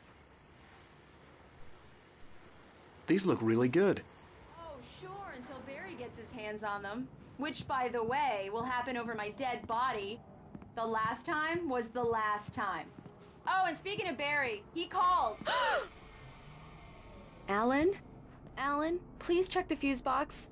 I'm right here. I'm on it, honey. Please hurry. I'm right here, baby. Yeah, so his wife is afraid of the dark. Hey, painkillers. It's the only thing in his bathroom cabinet. Reminds me of a certain somebody. Is it in here? No. I really don't like this, Alan. Please hurry. I'm working on it. I'm working on it. I'm working on it. Okay, it's probably over here. Oh, duh. Honey, it's a power outage. I've got the flashlight. Hi. You okay? I'm sorry. It just really spooked me. Don't worry. We'll just break out the candles. Yeah, Alex, that's... I know, it's stupid, but it's just... Especially when I'm not... I'm with you, prepared for Alex. it, you know? It gets to me. I love you. Tell me a story, writer. Okay. I used to have these nightmares when I was a kid. The dark really spooked me, too.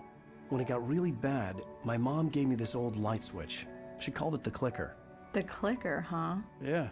If I ever got scared of the dark, I could just flip the switch and a magic light would scare the monsters away. Oh, sure. Here it is. Alan. Maybe it'll help you, too. Yeah, nice story, writer boy. You made that up right now, didn't you? No. Seriously. I love you, even if you are a liar. Thanks for this.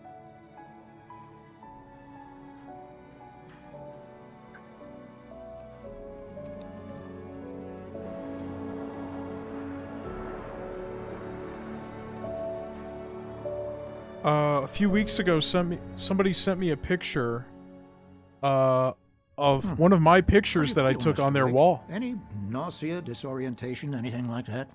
Mr. Wake, how are you feeling? I'm okay. My head's fine. I had to lie about my headache and memory loss.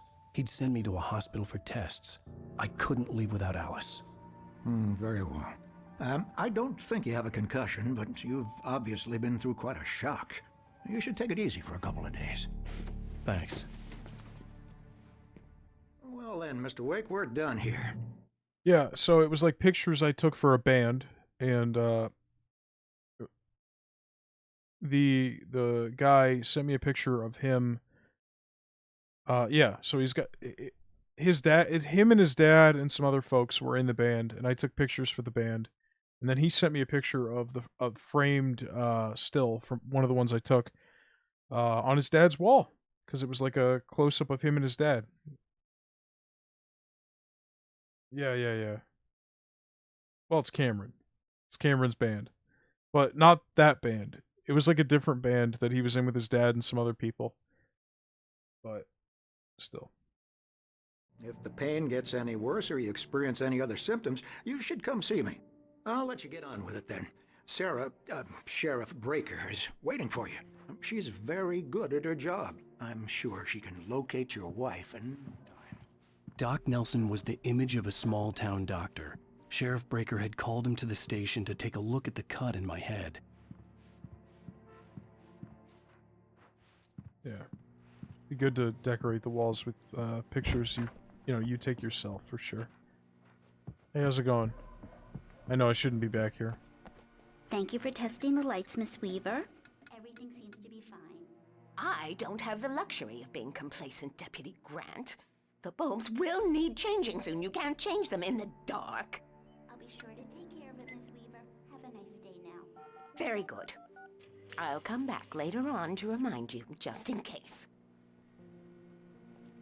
Mr. Wake, the sheriff is waiting for you in her office down the corridor. What am I reading? Knack for winning contests. Got some missing developers here.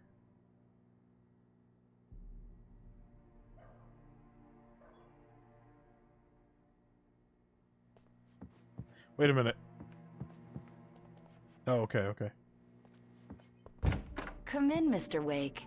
Your phone's on the desk. The battery was dead. It's charged now. Have you started looking for my wife yet? My men are already on it. Now, can you tell me what happened? I'm not sure. I can't remember. We were arguing. I walked out of the cabin. The cabin on Cauldron Lake? How did you end up at Stucky's gas station? I wanted to tell her what had happened last night, but I couldn't. She'd lock me up. Excuse me. I need to take this. Some more product placement there. Hello? Alan, please help me. Alice? Stop talking to the law. You'll do exactly what I say if you ever want to see your wife again. Who is this? Go to the back lot. There's a hole in the fence on the left. Look inside the junker. I left a little something there to convince you we're all on the same page here. After you ditch the cops, you're gonna meet me in Elderwood National Park. There's a spot called Mr. Lover's Wake, can I help you with anything? Midnight. Don't do nothing stupid, pal. We're watching you. I need to get some air. The sheriff said I could go out back. Of course, Mr. Wake. You can get there through the cell corridor. Just don't mind Walter in there. He's one of our regulars. Yeah, I know. He never shuts up. But his dumb wife. He went on a bender and beat Danny pretty bad. Dumb man. Shouting like that the moment he woke With up. dumb books. Dumb wife. Dumb ghosts. I don't know. I don't know where I'm going with any of this. Alice looked through the viewfinder, lining up the shot. Cauldron Lake was breathtaking. Something caught her eye. A figure standing in the shadows behind the cabin, like a thin woman in a black dress. She lowered the camera and looked again. No one there. Just a collection of bushes that looked vaguely human-shaped. She shook her head and laughed. Dude, I have that problem all the time.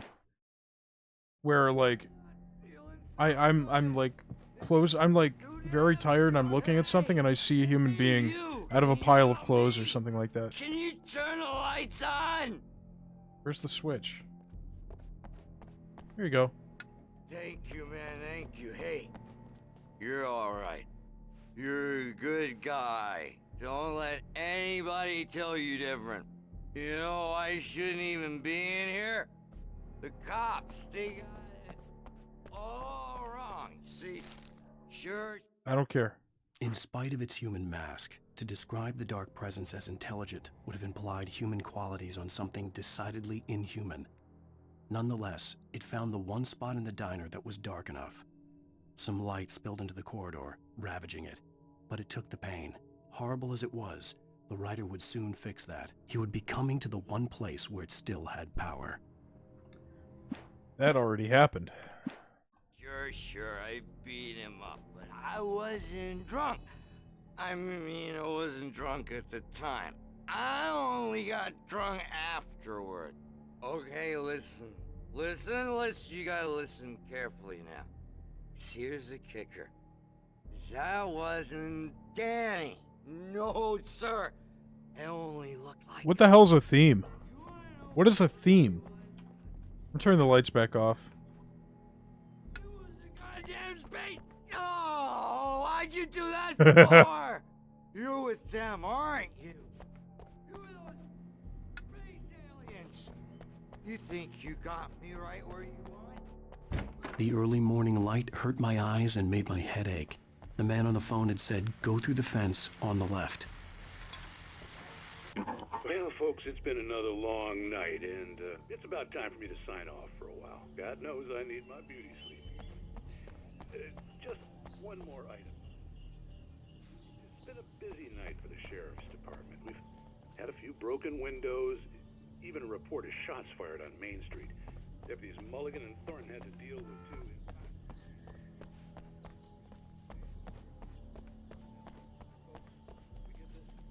Get over the fence, you fool! There we go. Jesus! Come on, Alan.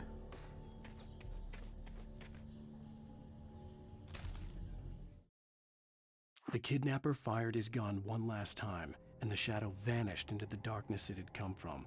See? Nothing to it, Wake. The thought of Alice in his hands was revolting. We stood on the wooden platform of Lover's Peak, the waterfall on the mountain behind us, the lights of the radio mast blinking red in the heights above. I fought with the urge to take a swing, force myself to speak.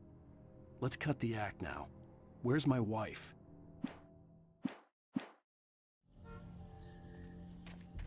Alice's driver's license had been placed on the front seat. The caller meant business.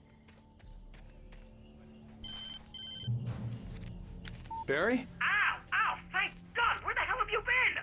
I've been trying to reach you for a week, you and Alice. I've been worried sick. I flew out yesterday. I'm here in Bright Falls. Barry, listen to me. I'm at the sheriff's station. Come and get me. I can't talk now. Al, what the hell is going on? I had to get the sheriff to let me go. I needed to get to Elderwood National Park to meet Alice's kidnappers.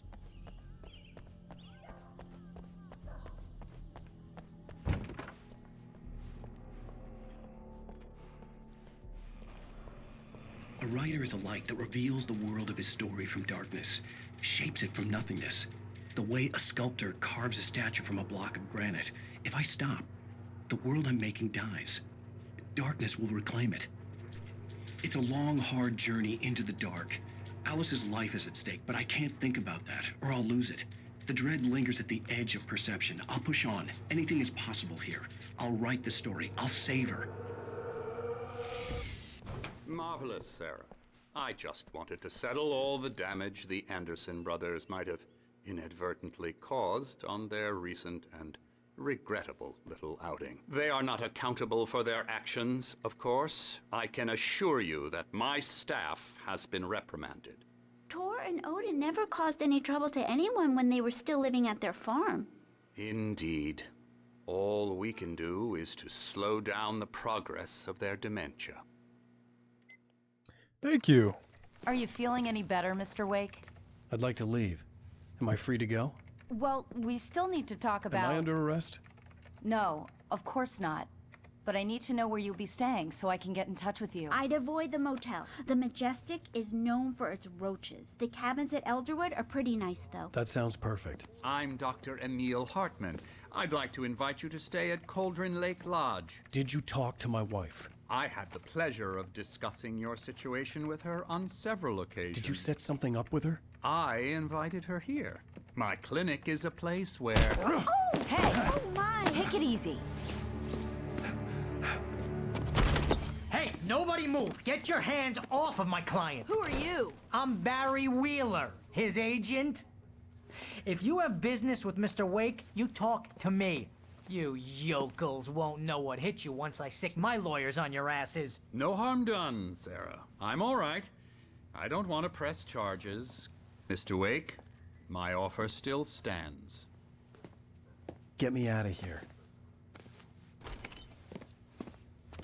What the hell was that about, Al? We don't need a replay of that thing with the paparazzi. I thought they were gonna lock you up. Alan's an asshole. I had to talk to someone. I told Barry everything. He thought I was certifiable, but when he heard about the manuscript, I had him. The fact that I'd written something, even if I couldn't remember it, was enough for him. He smelled money. And he believed that Alice had been kidnapped. Anything beyond that was another story. I had a midnight appointment with the kidnapper in a place called Lover's Peak, somewhere in Elderwood National Park. The plan was to rent a cabin. I don't like it, Al. I don't like any of it. It's not good. In fact, it's the absolute opposite of good. Mr. Wake! Barry, you found him. Hi, Rose. Oh, wow. I was just thinking about you, too. Great. I was just bringing Rusty some coffee. He's on the balcony, looking after Max. Poor thing. I really need to go. Great to see you again, Mr. Wake. Later! Who's Max? Yeah, because you What said... an airhead. Jeez, Mr. Takes a swing at everybody. This is not her fault. She's a very nice girl and, more importantly, a fan. She even has a fan site dedicated to you. And she was very helpful when I was looking for you. Seriously, Al, what you were saying in the car?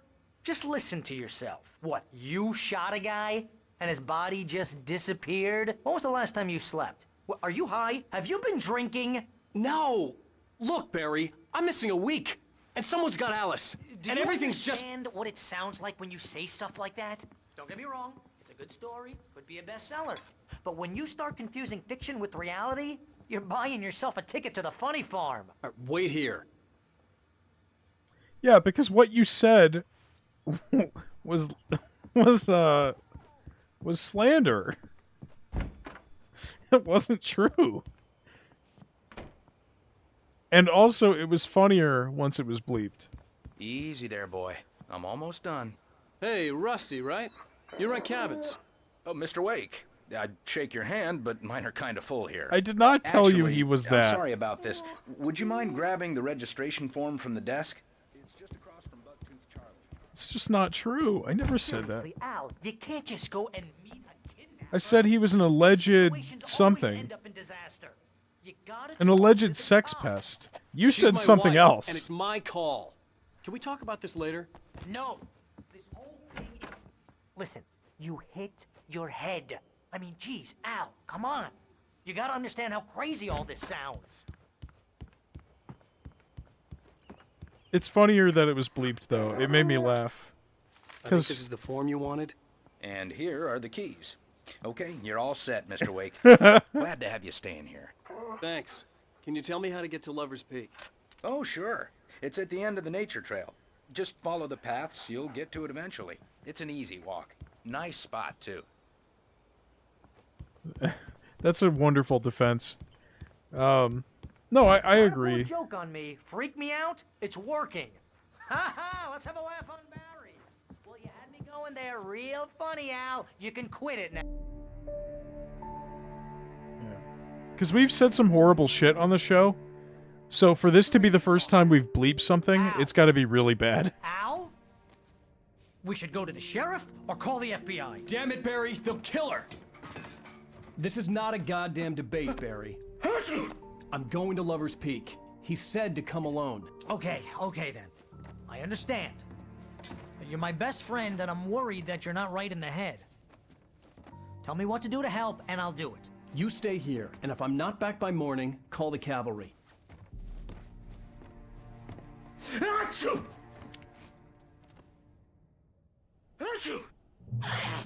Just be careful with the natives, Al. These yokels are dangerous. Everybody hates a tourist. or it'll be deliverance all over again. Bless you. I mean, in my opinion, that should hold up in court.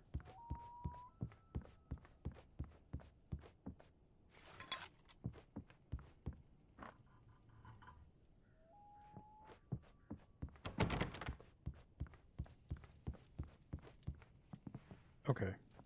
Here we go, folks. Let's turn on the light for, oh, I guess it was already on.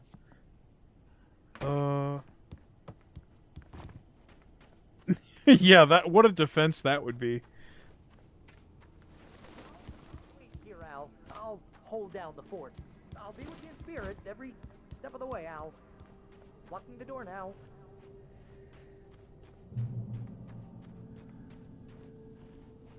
Barry had the keys to the car he rented. Wasn't a long walk to the visitor center, and it wouldn't be any use to me in the forest.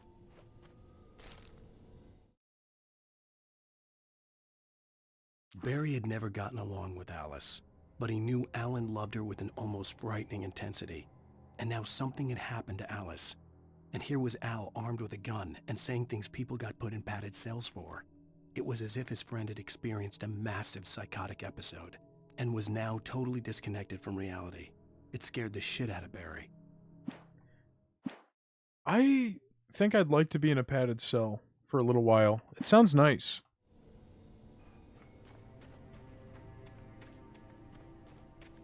I knew I should have gone to the cops. This wasn't the smartest thing I'd ever done, but I was still angry with Barry for trying to talk me out of it. These people had called me right in the sheriff's station. The cops wouldn't scare them, and they had Alice.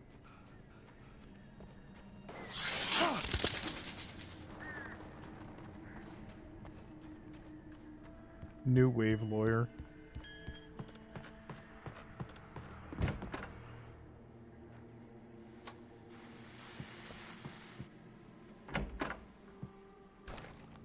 Nice. Welcome back to the show, folks. As promised, our very own Dr. Nelson. Oh, uh-oh. Did you guys see that? Doc, what's your Deerfest plan like? My plan? You make it sound a lot more organized than I ever seen. Oh, yeah. No plan. Taking the atmosphere. I'm getting a little too rickety. Too much more than that, you know. Oh, tell me about it. No sack race for us older gentlemen, huh? Yes, exactly.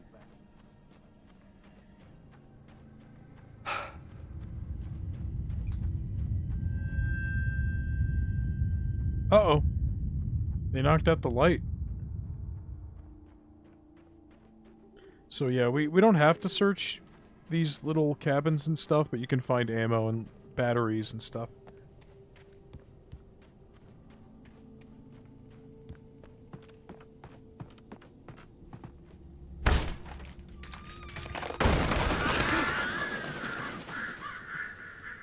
Jesus.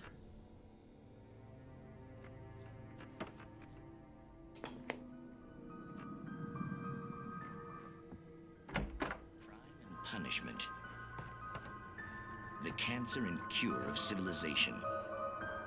But some crimes are impossible to punish, especially in Night Springs. I'm trying to frame this in a episode. The Man in the Mirror.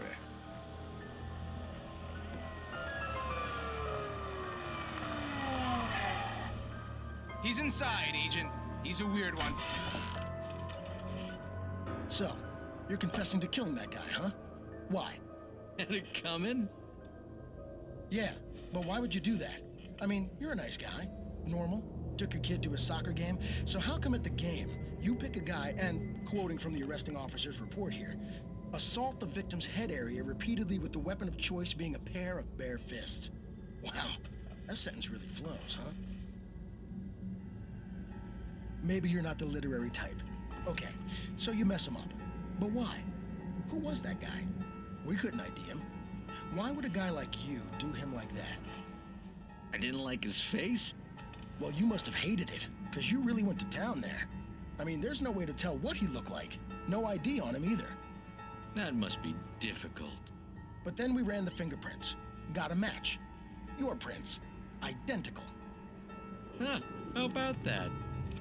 Your son said you were wearing a white shirt when you took him to the game, but the white shirt is on the dead guy. It's plenty red now. You won't get away with this.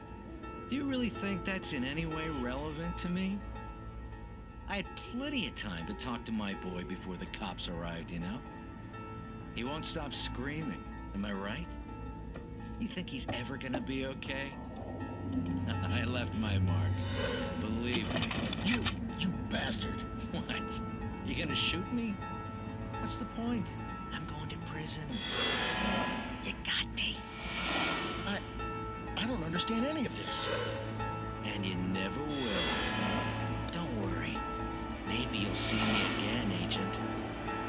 Maybe in the mirror.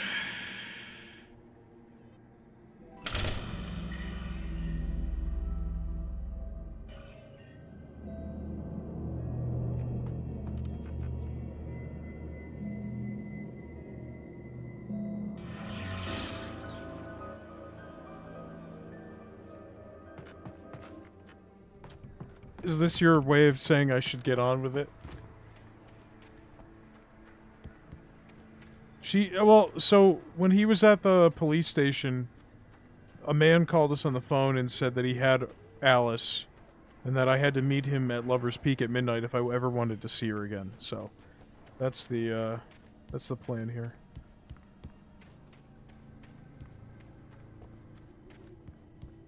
He's getting cucked at Lover's Peak? I hope not.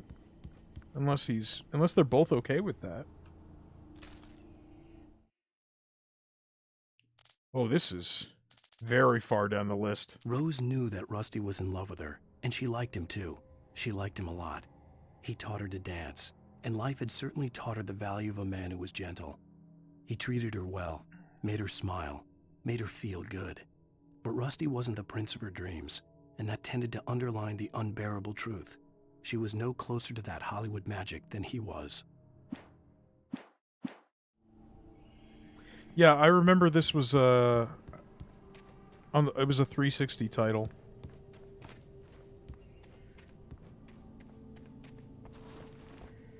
And it looks better than that Bigfoot game we've been playing, which says a lot.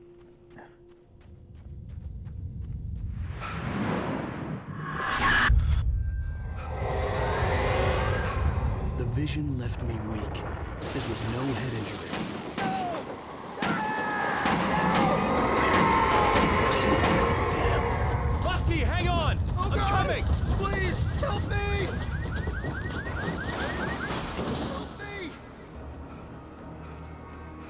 Help me! Help me! Can you hear me? Anyone! Please, help! Hello? Back here. I'm back here. Hey. Mr. Wake? Oh, hell. It happened just the way it was on that page. I found. Came true. It knew. So dark. It'll come back for me. You must... The lights. In the office. I have the key. Okay, Rusty. Hang on. I'll be right back. Whatever did this couldn't be far. Rusty had found a page from the manuscript. It would help me understand what had happened.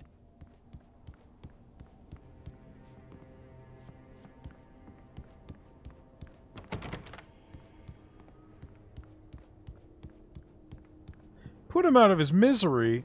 Does this game have a quick save? I don't think so.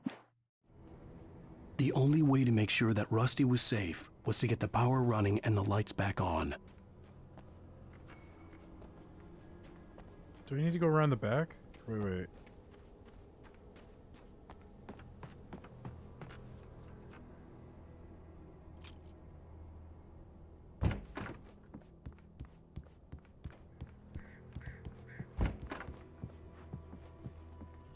Shotgun. Oh, I was wrong. Batteries. Okay. I was too late.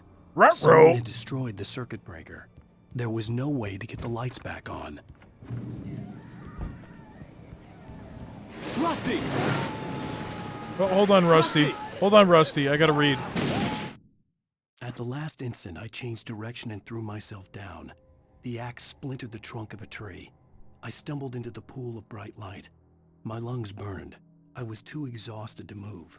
I tensed as I waited for the killing blow, but it never came. I raised my head. Nothing moved in the darkness beyond. For the moment, bathed in the cold light, I was safe.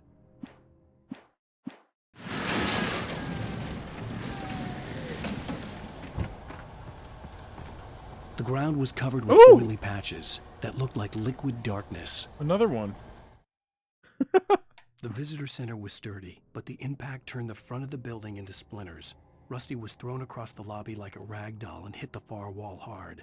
It didn't hurt until he tried to move and saw his leg bend the wrong way, felt the broken ribs stabbing him on the inside. Rusty howled in pain and fear, suddenly afraid to die alone.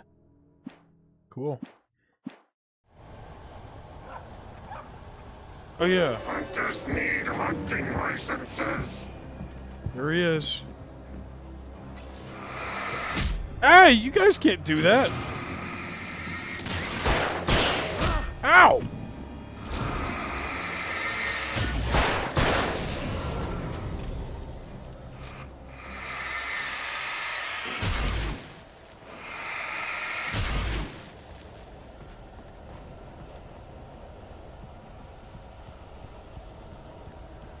Something had torn a mammoth-sized hole in the wall.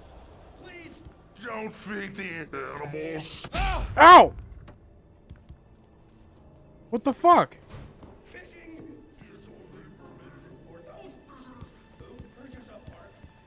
license. What just happened? Obey the park ranger's instructions at all times. Rusty? Rusty, no! Never. You approach closer than 100 yards. 2 bears and wolves. Never approach any other wildlife closer than 25 yards. Pets must be leashed. Yeah, at all times. Never leave your pet unattended. It is against the law to remove any natural objects or historical artifacts from the park grounds. This includes even rocks. You may.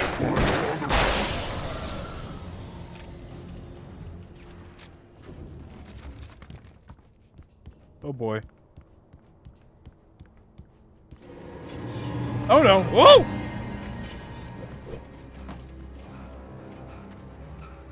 Alan cannot run, like, at all. He is, terrible at running.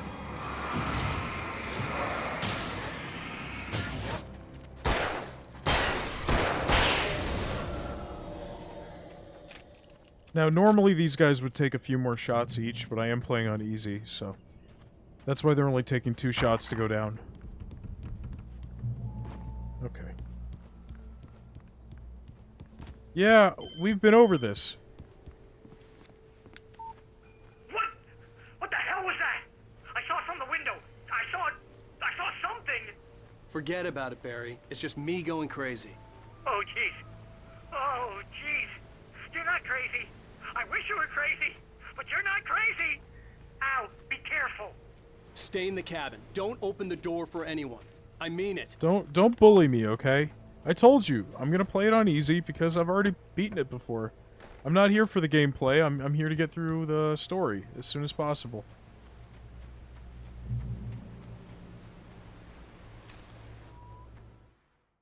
In that last instant of consciousness, Rusty thought about Rose. He was older than she was. Rose was barely out of her teens, but she made him feel young and forget what a train wreck his long-dead marriage had been. He still wore the ring. He'd been waiting for her to tell him to take it off. Now she never would. EE? I don't understand. You're talking nonsense. After this level, we're gonna call it a night, folks. I don't remember how much more there is.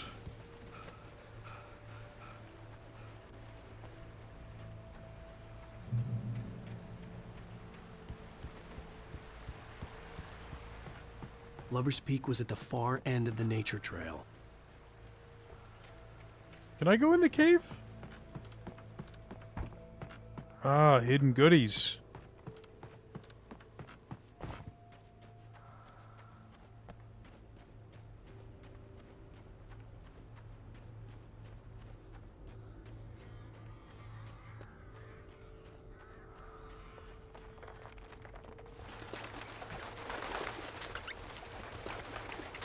Ooh, shotgun? And batteries? Sure.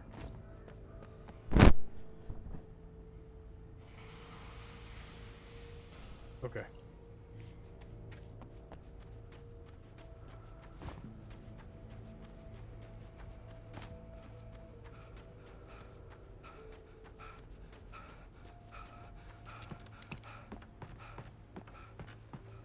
Well, I just muted it because I farted. And I didn't want anybody to hear it. But does it sound weird? Other than when I've muted it the past few times? Uh-oh.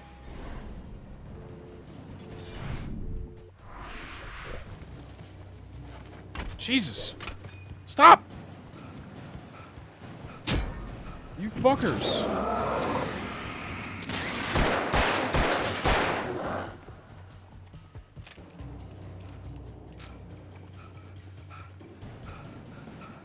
I'm just trying to be considerate, you know?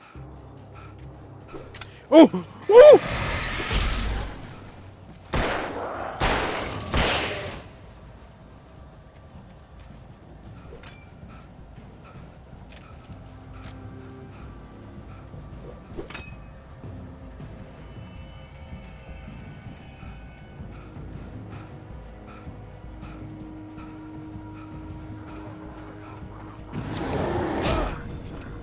Got hit in the back of the head.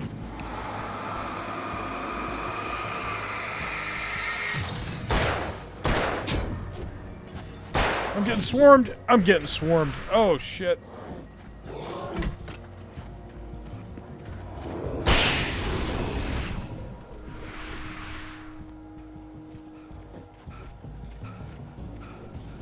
Oh, fuck. I'm getting my ass beat again.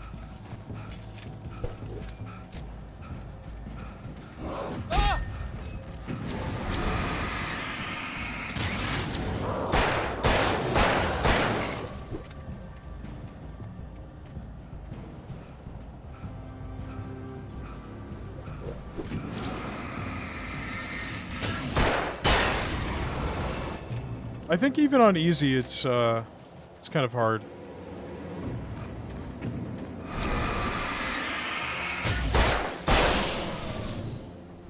If you don't perfectly time those dodges, they'll take a huge chunk out of your health.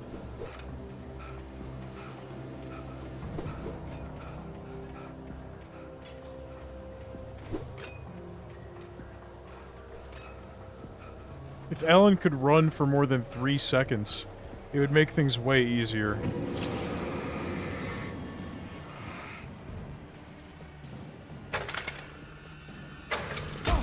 Fuck!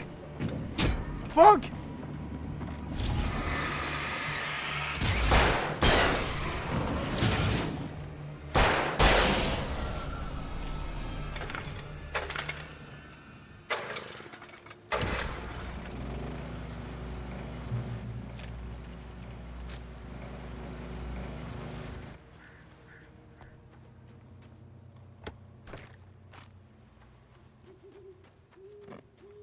Of course.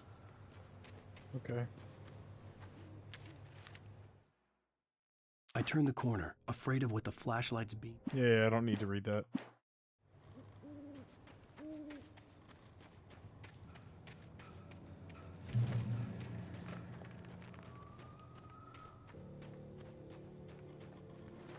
Okay, I'm gonna go there, but first I want to see what's up here. Anything? Uh-oh. Come on, fellas.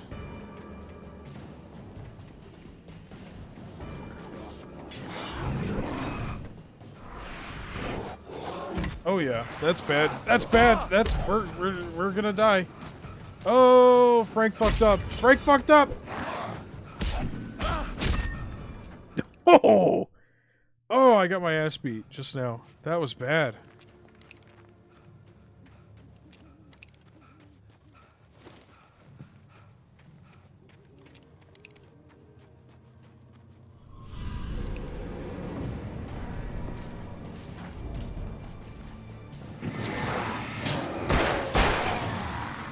It's a hard game.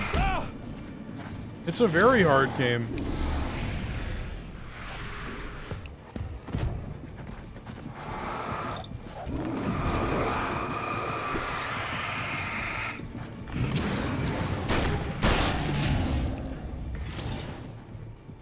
Can I go back up to my checkpoint?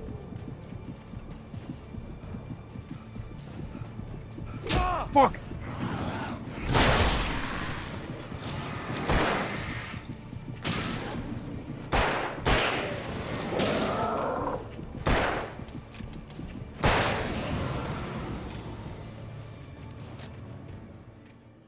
It's hard. It's not an easy game.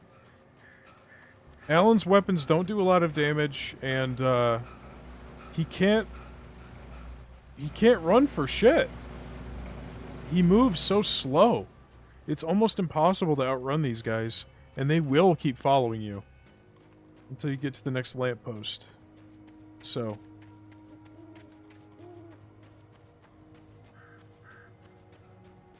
I know, it's really bad. I don't know if he used to be a smoker or what, but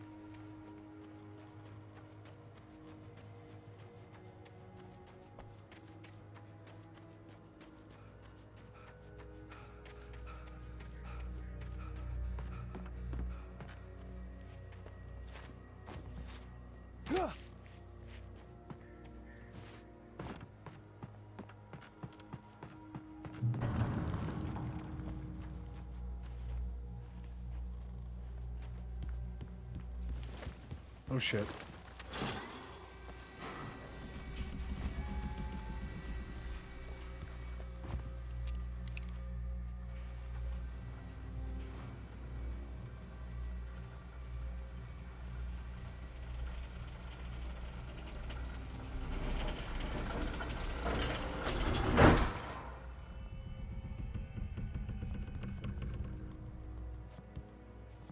I guess I have to jump. Oh, okay. Here we go.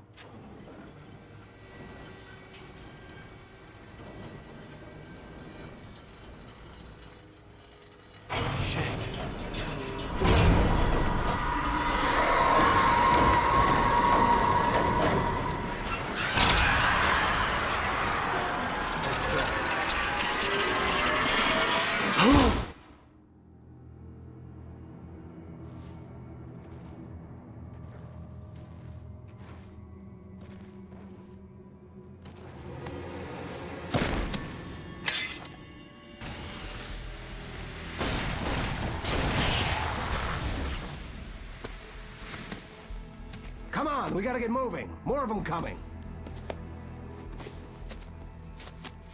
That flashlight's kid stuff. The flares will keep the bastards away.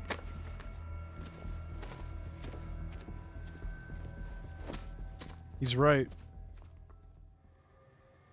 You can see them too? Hell, of course I see them. Come on, we gotta move. Why? Because that's the way the story goes. Yeah, but... Let's move! I lost my gun back there. I've got a gun.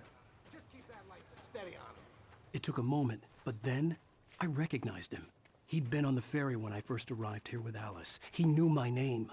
We were headed in the direction of Lover's Peak. There was no way this was a coincidence. He was the kidnapper. Come on, Wake! You better keep up. You set him up, and I'll knock him down, Wake.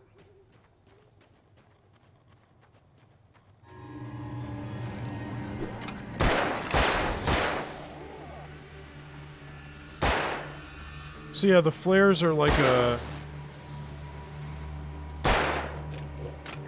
They're like a shield, in the sense that they keep all the enemies away from you.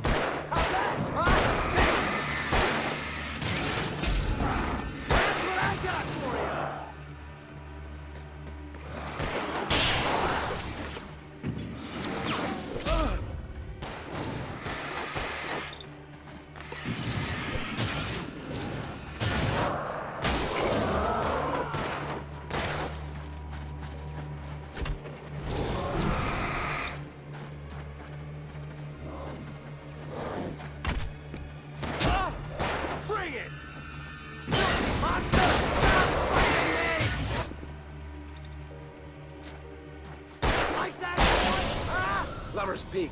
Right up these stairs, Wake. Use the flares from the emergency box to hold them off while I get these boards off. Give me the gun. Yeah, no can do, Wake. Are you kidding? Give me the gun! No time for...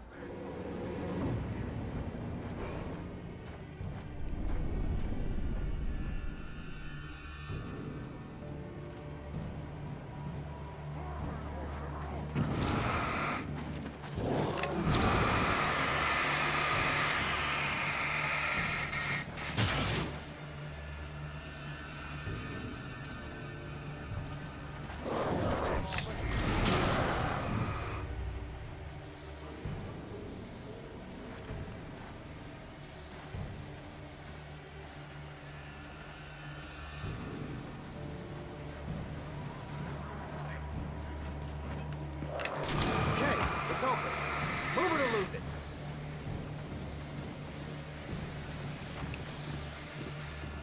Yeah, that's right.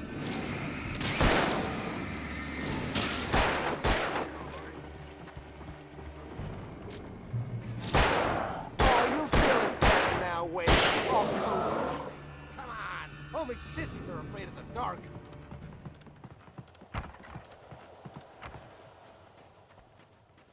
Better get ready. They'll be on us soon.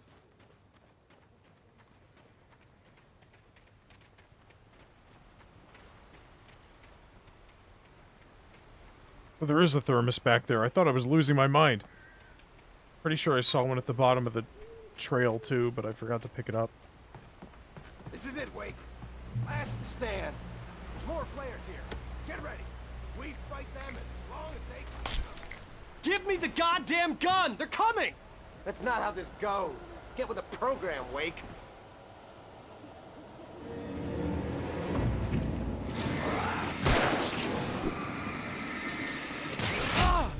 Stop moving!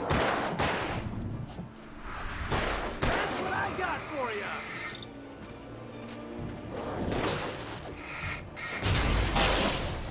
You bet, huh?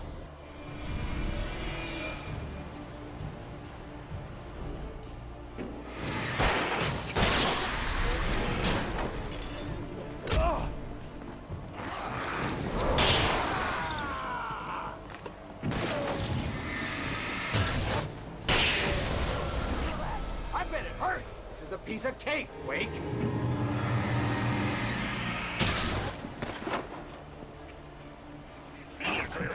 Ow!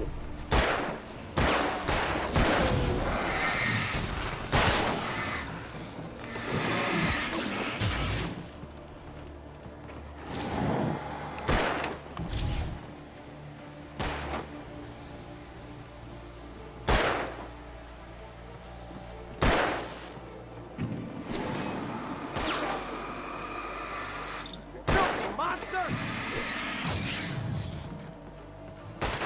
Stop! I got your number, boy. Can you kill this one first, please? Oh my god, this guy cannot aim.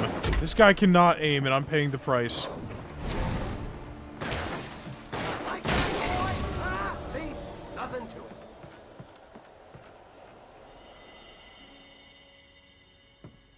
let's cut the act now. Where's my wife? I knew you were gonna say that. I read it all before. You're a hell of a writer. Congratulations. You're gonna bring about something glorious and terrible once we get you some proper editorial control. What the hell are you talking about? Where's Alice? I want the entire manuscript, or she's gonna suffer bad. You touch her now.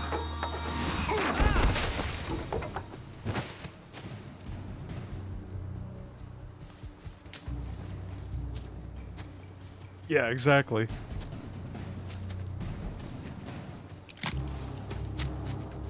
I got the power now, bitch. You're gonna give me the manuscript or you'll be sorry. No! Come back here! I swear I'll kill you if you hurt Alice! Do you hear me? Come back here! We got some hidden goodies in the cave He here. had Alice, and he wanted the manuscript because he thought it held some magical power. But I had no manuscript to give him. I had to get back to Barry and figure out my next move.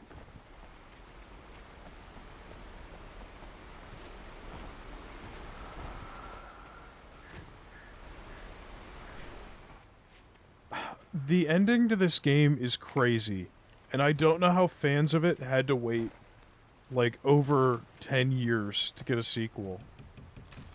I don't want to spoil it, but he's not going to be writing romances. On more than one occasion, Alice Well, had kind tried of. to explain to me how it felt to be afraid of the dark. I gotta take a leak. To her, darkness wasn't simply the I'll let absence of light. Alan It serenade was you. something more tangible than that. It was something you could touch and feel. Worse than that, it was something with a mind of its own, something malicious and malign.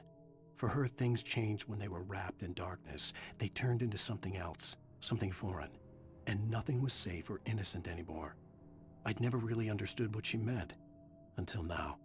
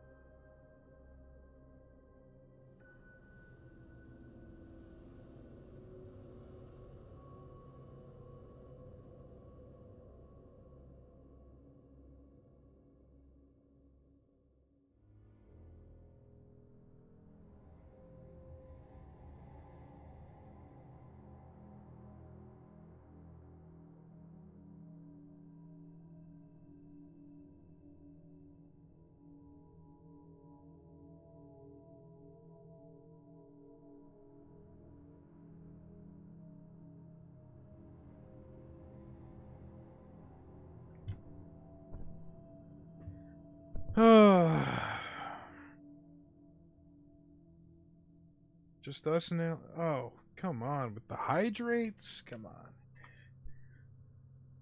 All right, what do we have here? Severe weather alert. Severe extreme cold watch. Severity extreme. Extraordinary threat to life or property. Weather event. I can't fucking talk today. Weather event onset 1 a.m. January 23rd. Description. Dangerously cold wind chills as low as 25 below zero. All of southeast Michigan from late Thursday night through Saturday morning. The dangerously cold wind chills as low as 25 below zero could cause frostbite on exposed skin in as little as 30 minutes. An Arctic air mass settles over the region Thursday night, bringing actual temperatures below zero late Thursday night and Friday night. Wind chills both nights into the following mornings likely to fall to 15 to 20 below zero. There is chance feels like temperatures fall further to 25 below zero. Awesome! Issued by National Weather Service. And I gotta fucking work outside tomorrow and Friday and Saturday and every other day this week, of course, like always. Yeah, I do you guys remember that part in Death Stranding when Sam has to go through the mountains? That's been me all week. All fucking week. And you know, their way of dealing with the weather is to make our routes longer. So I'm going to be exposed in those elements longer than I should be. Longer than I would on a normal day. I can't say what I wish would happen to them on Twitch. But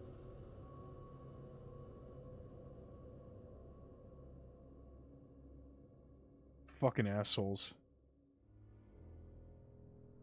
They're trying to kill me.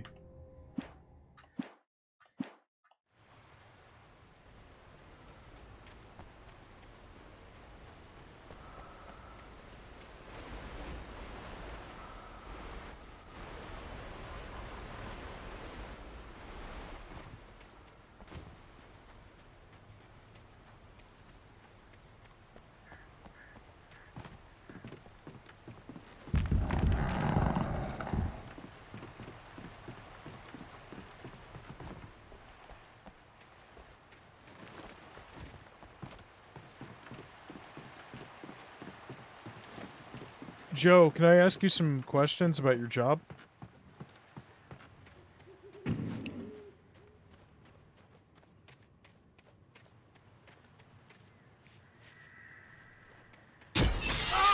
What the hell? Oh shit! Rusty had warned me about these traps. It hurt like hell. I was stuck.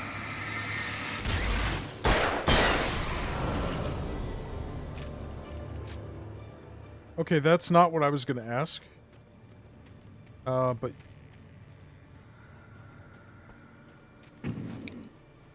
Oh, damn it! I thought I could disarm it!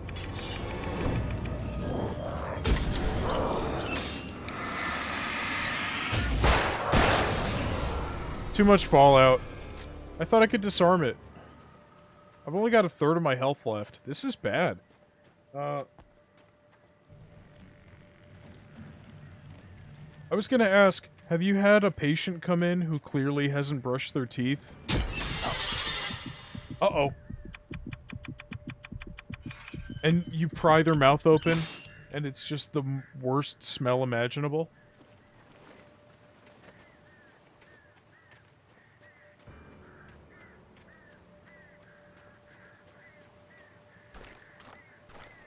Oh yeah, have you been bitten? That's another interesting question. Sarah didn't care about the legal threats Wake's agent had made. She let Wake go without argument, because there was something about him she couldn't quite put her finger on, something that reminded her of her father. She didn't think Wake would hurt his wife. Then she thought about the way he waded into Hartman, that hair-trigger rage flaring up without warning.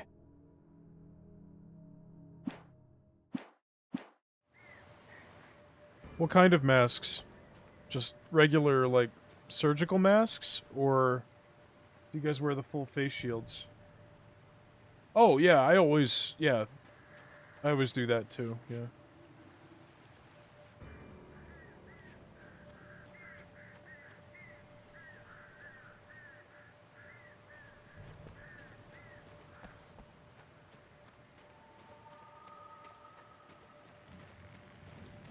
Is this the way I came from?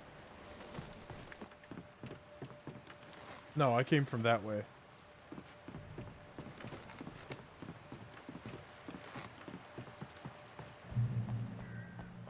I think I would wear the face shields, if it was me.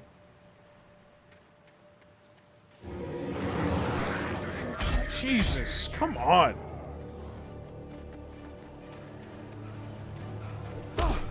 You guys are fucking brutal! Back off. Yeah. Doesn't feel so good, does it?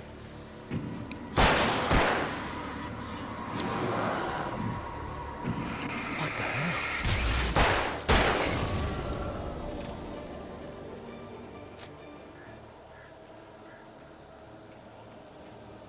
Ah.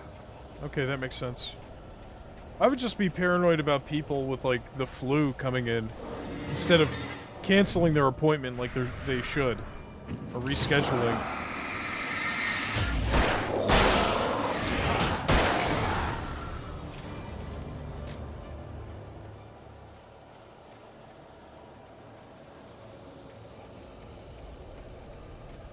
I mean, I don't even trust strangers to wash their fucking hands, so...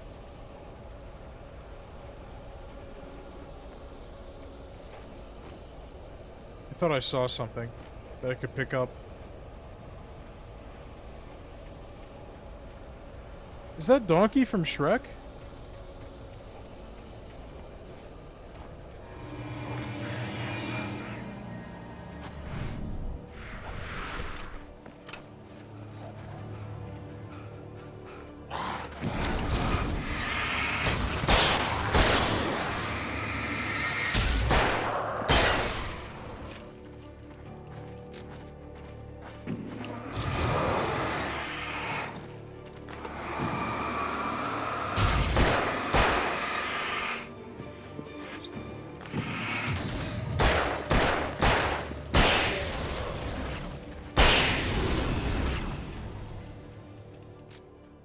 That's good. That's good.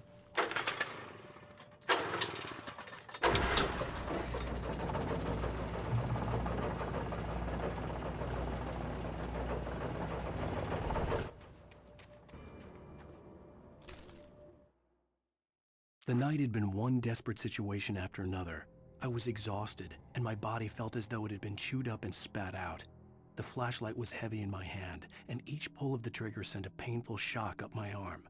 But I was finally out of the woods, and things were looking up. That's when I heard the chainsaw.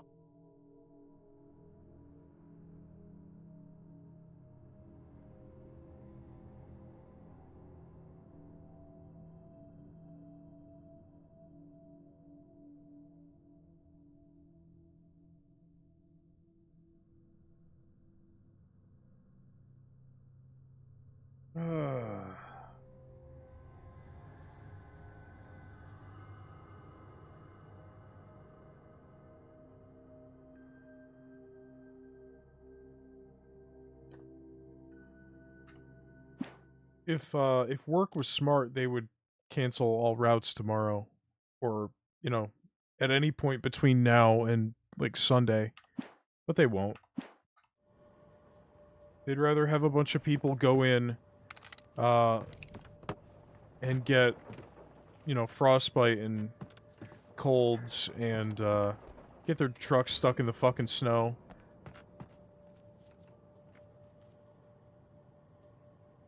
Yeah. Yeah.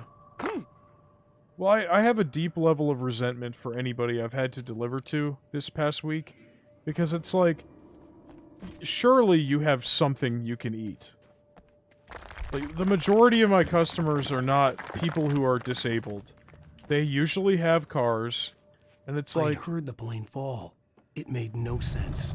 It was clear that it had just fallen here, but it was very old and obviously hadn't flown in decades.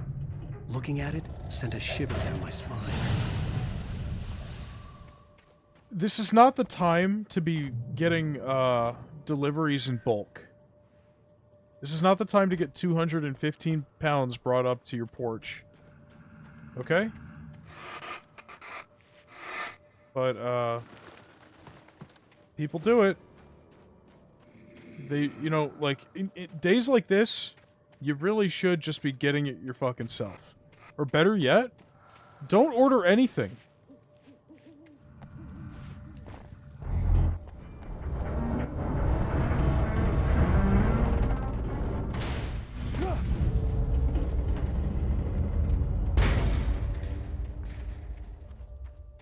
Well, that was pointless. I shouldn't have, jumped.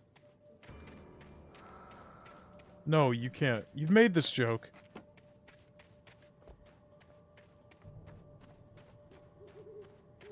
Like, look, I get it. People gotta fucking work. It's like... You know, people who order on days like today are stimulating the economy or whatever, but it's like, my fucking life's on the line. You're ordering in below 20 temperatures. Or feels like temperatures.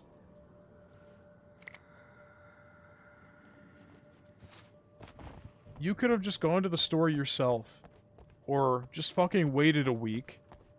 And gotten it when the weather isn't deadly outside. No, that's not how it works. I'm not going the right way. Ah, the light. Of course. Wait a minute. Isn't that where I just came from?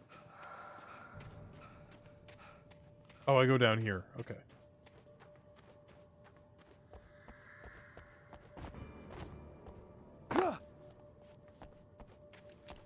I need to use this shotgun that I keep forgetting I have.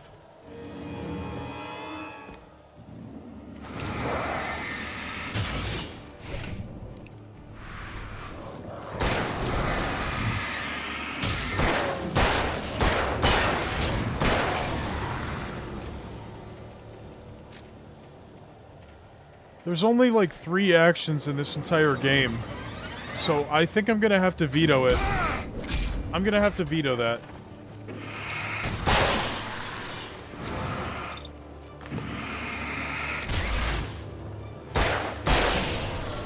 Like, the 3 things you just described are the only things he can do. So...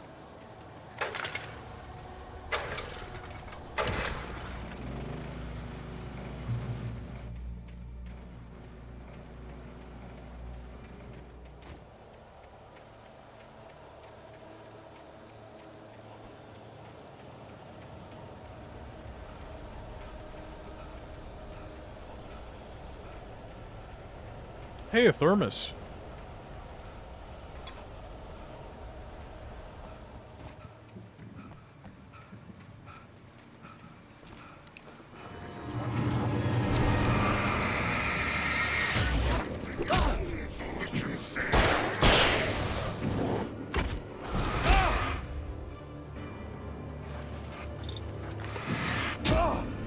You fuckers. Uh-oh.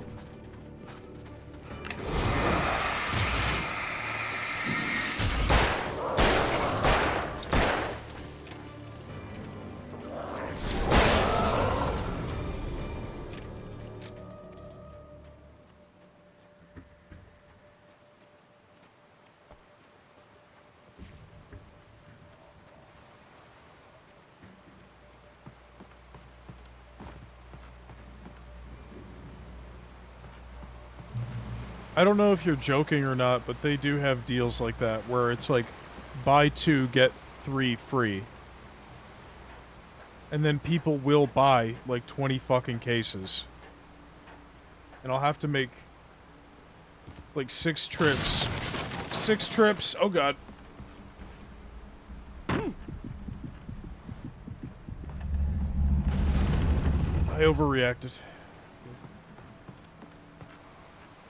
There's no limit. People order, you know, just as much as they want. I'll also often make deliveries to convenience stores and gas stations, even though that's illegal for them to be reselling. Like, they'll be buying, like, cereal and milk gallons and cases of water and pop. And all of that shit is not marked for... Like, it says on the packaging, not for individual resale. But they do it anyway. And what does the company care? Because the company I work for, they make their money. The gas station or convenience store, they make their money. And the person buying that shit from their corner store is not gonna, you know, report them. Because they probably don't know any better. And if they do, they probably don't want to piss off the owners. I've thought about doing it, though. But then, knowing my luck, they'd somehow figure out it was me, and then I'd lose my job, because they'd make up an excuse, even though the people running those businesses are breaking the law. The logging site was and a ripping mess. people off. The modular office had been pushed off the cliff. Deputy Thornton climbed up from the wreckage excited, breathing hard from the exertion. Nobody there. It's weird. Don't you think that's weird? Bored, Mulligan let out a mighty snort. Hell, it's always weird, Thornton. Just a question of sorting out what kind of weird it is this time around.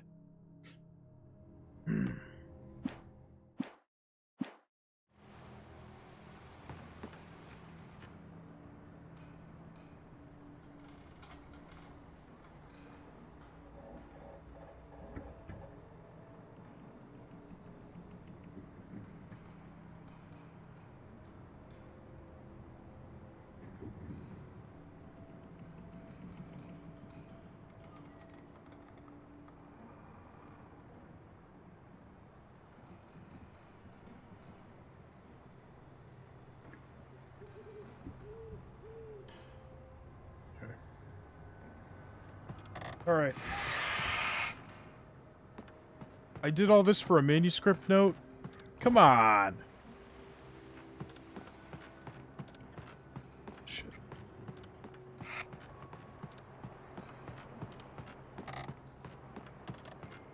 Wait, there's really no... Oh, okay, there we go.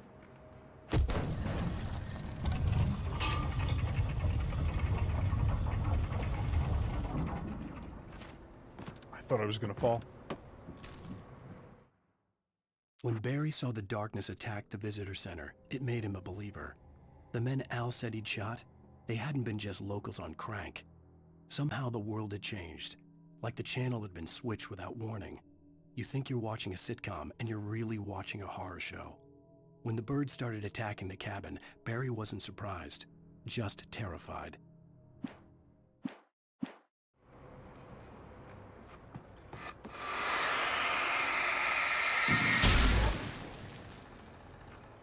Got a little bit of Mario Sunshine going on here.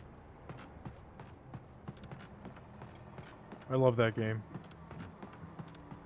I know it's the black sheep of Mario, but it's the one I grew up with, so... Wait, that was it? Oh no, there's a ladder. Okay. If only the ladder was painted yellow, so I could tell it apart.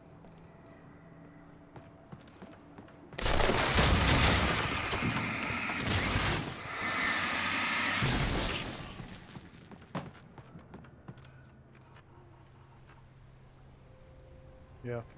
It's nice that they finally have it on the Switch. I mean, they had it, like, as part of the 3D All-Stars collection. But I think you can play it now on, the Switch 2 GameCube library, too.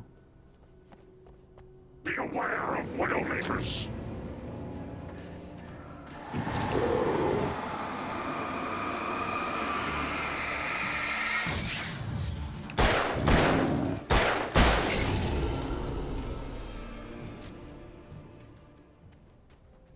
Yeah, I feel like most of the time as a kid I had, like, weird shitty games and licensed games and stuff. Like, I didn't have most of the Nintendo developed, you know, exclusives and stuff that people consider hits, but I did have Sunshine and I loved it. And I'm glad I had that, even if people online fucking hate it. I also was lucky enough to have the Thousand Year Door, which is one of the best RPGs I've ever played. I've always wanted to play that on the channel. And I was really bummed out when the Switch remake was cutting the frame rate in half for no reason. Like, on the GameCube it was 60, and for some reason it's 30 on Switch. And on Switch 2, which doesn't make any sense to me. The characters are literally paper cutouts. They're just JPEGs. They don't have animations. No, Sunshine's the black sheep. People notoriously do not like Sunshine. People love 64 and they love Galaxy, but Sunshine's got a lot of haters. Shadows stirred and the wind picked up as I ran through the forest. I felt the dark presence turning its gaze toward me. Then the moonlight was blotted out by dark shadows that raced violently across the ground, moving too swiftly to be natural. Darkness gathered between the trees and melted again to reveal the Taken. No natural path had brought them here. Yeah, I mean, I think the reason why we probably don't hear... Yeah, Thomas is kind of on the right track. I think it's because we're old enough now that we're on the internet, and, like, we're the ones dictating the conversations on the internet. But, like, when we were growing up, I would look up stuff about Sunshine all the time, and, you know, the people who had grown up with Mario 64 would bitch about it, because it's like they're old enough to have been using the internet, and like, they didn't grow up with it like we did. And so when they look at it, they're complaining about how, like, there's a lack of platforming challenges, and how FLUDD is stupid, and how the story sucks, and how it's really hard, and how you have to grind a stupid amount of shine sprites before you can get to the next level. But I feel like a lot of those criticisms are probably shared with Mario 64. Because it's like Mario 64 only has like 15 levels or something. Probably a similar amount as Sunshine. And it's like they just repurposed the level for multiple You know, it's the same. And they think the story sucks, they think the themes of the game suck, they don't like that it's all the same kind of, like, tropical themed location. Because, like, you know, Mario 64, there's, like, different biomes and shit, which, fair enough. I mean, I can understand that criticism. I don't think it makes it a bad game. It's just smaller in scope.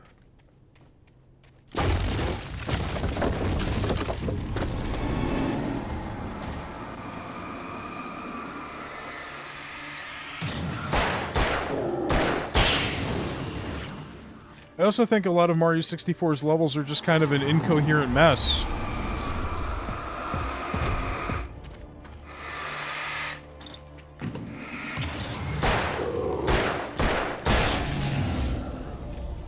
Like, I don't think it's a bad game, but, like, when you play, like, half the levels, the theming is, like, non-existent. They're just, like, random polygon platforms in the middle of a void. Kind of like the bonus levels in Sunshine. But all of Sunshine's levels are, like, really well designed, and they feel like an actual location. And part of a whole larger map, too, which I really like. And then with Sunshine, they went back to the random floating bullshit. But at least this time they had the excuse of it being in space. So it's, like, not just a weird dimension where there's platforming.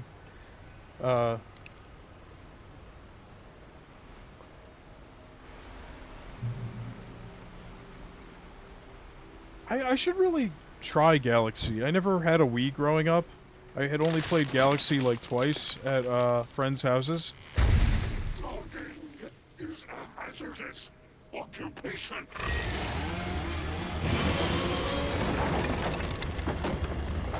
And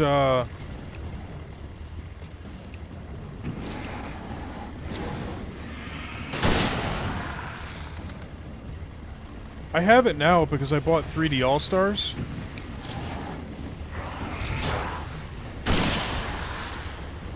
But I never really gave it a chance.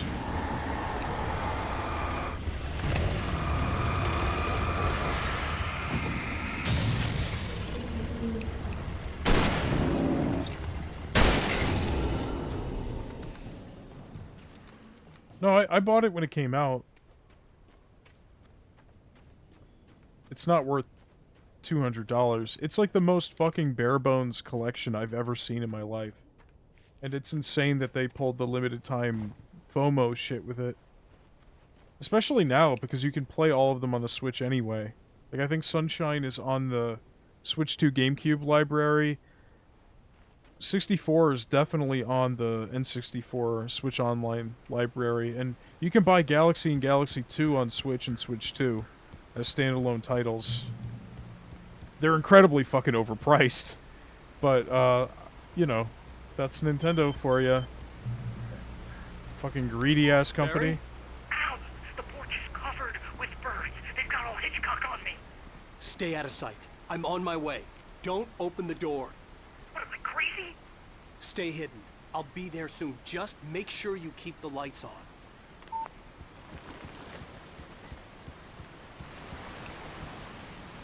Yeah, those are the only 3 games in the collection. I still had to reach Barry at the cabin, but at least I was out of the woods. And I remember being really irritated when 3D All-Stars came out, because why would you not include Galaxy 2?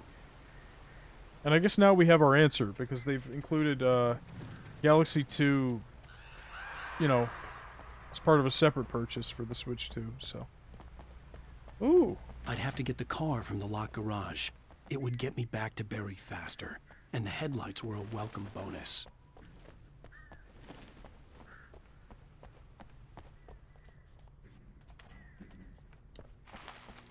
So true, Thomas, so true. Do I have to reach my hand into the toilet?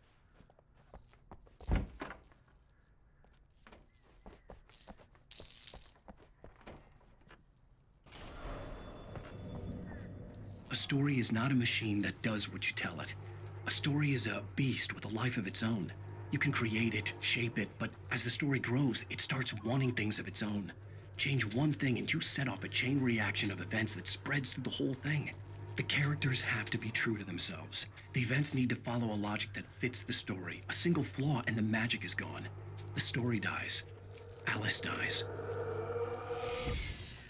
I forgot to do the drink for the hydrate redeem when I got back from my bathroom break, so I'm gonna do that now. Sorry. I think we're almost done with the chapter. Or episode, excuse me. Ooh! Get to the car, get to the car, get to the car. Save your bullets, save your bullets.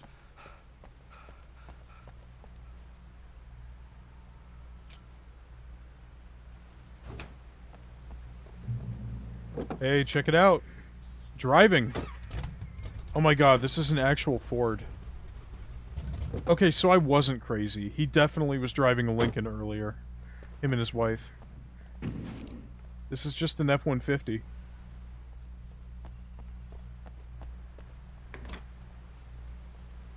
And not only that, it's an F-150 that's refreshingly low to the ground. It's not gonna kill me if it hits me. You know, it won't run me over. I won't get sucked underneath it.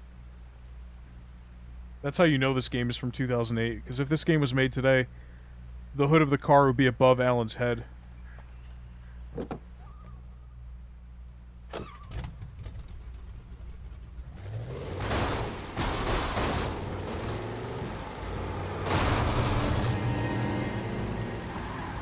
As a matter of fact... Is that a Ford, too? It's probably a Ford, right? I think this one's just a generic car.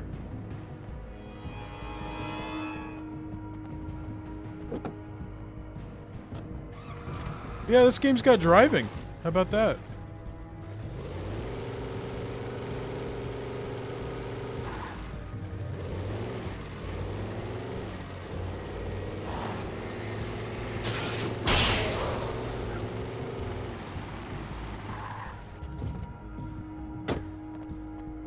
Is there any loot in here? No? Okay.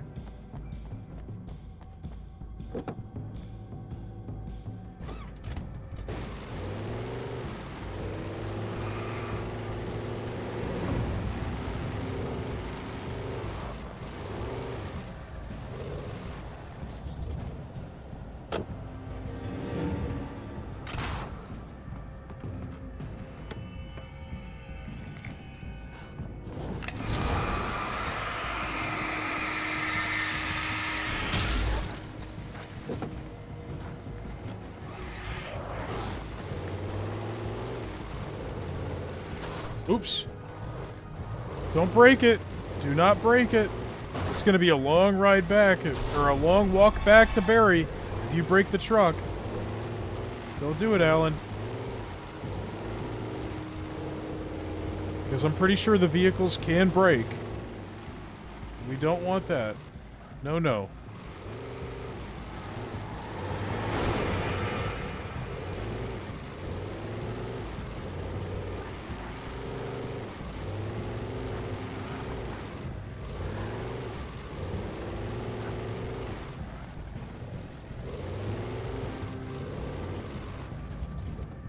Just gonna park it here, get this checkpoint. There's probably some goodies down here. I mean, this is a whole ass area. Was I here?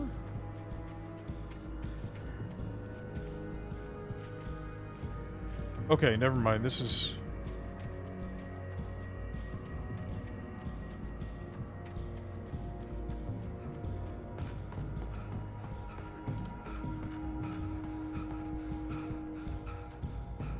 I'm kind of surprised they'll even let the truck get damaged. I know when Ford and all those other companies license out their cars to the racing games, they don't let them take damage because they think it makes the brand look bad.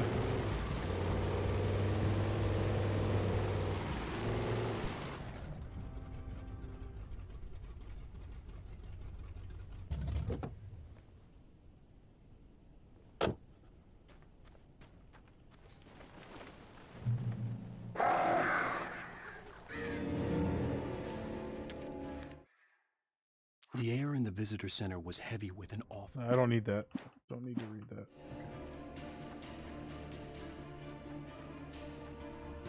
The flare gun was probably the best weapon I could imagine against the dark things I was facing. Uh-oh. Settle down, Sonic.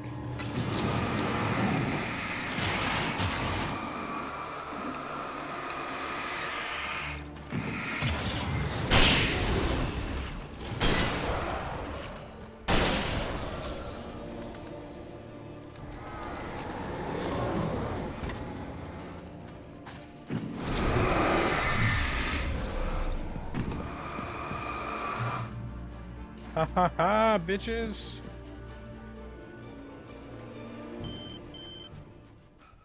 It was the kidnapper. You son of a bitch! Where's my wife? Enough horseplay, Wake. You deliver the manuscript, and you can have your woman back. Simple as that. I don't... Listen. I'm gonna need time to finish it. I still need to write the ending. I need... a week. It's not done? I need a week. 2 days. The old Bright Falls coal mine is nearby. You can find it easy, city boy. The main building, there at noon. You bring the manuscript, you'll get your wife. If not, well, get me? Yes, I get you.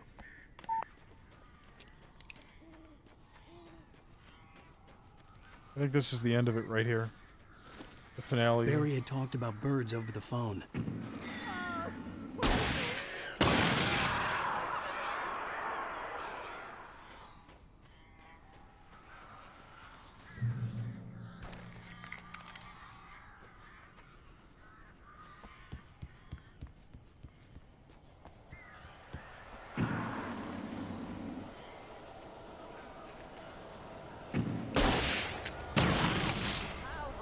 So glad you're here.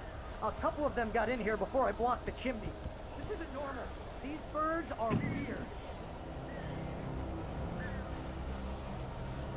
Oh shit. Hey! Ow, make them go away, please!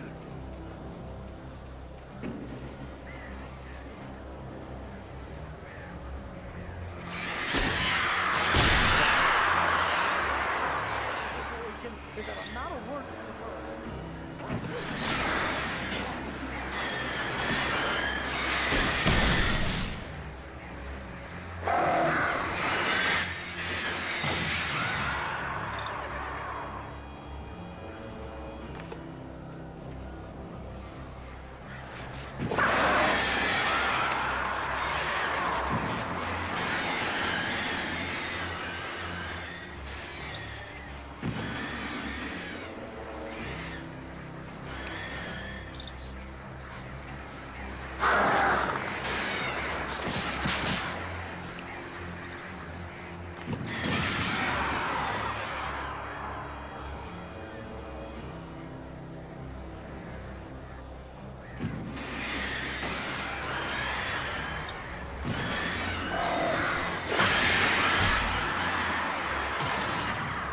Barry, you can open the door now.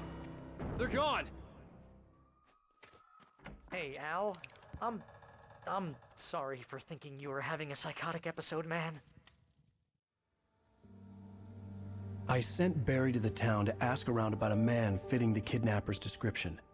He'd go through the archives of the local paper. Perhaps he could learn something. Anything about the island and the cabin that had disappeared. The man wanted a manuscript. I had to try to write him one to get Alice back.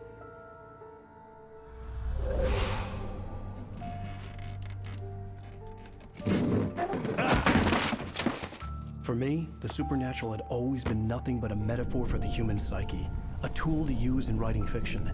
Now, it was happening for real, and I couldn't put a single word on paper.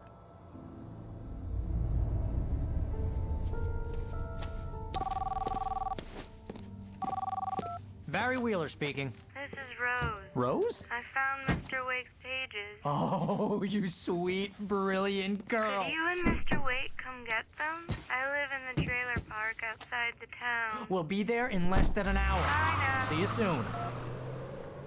Have a great day. Hope you come back soon. Welcome to the Oh Dear Diner. Good girl.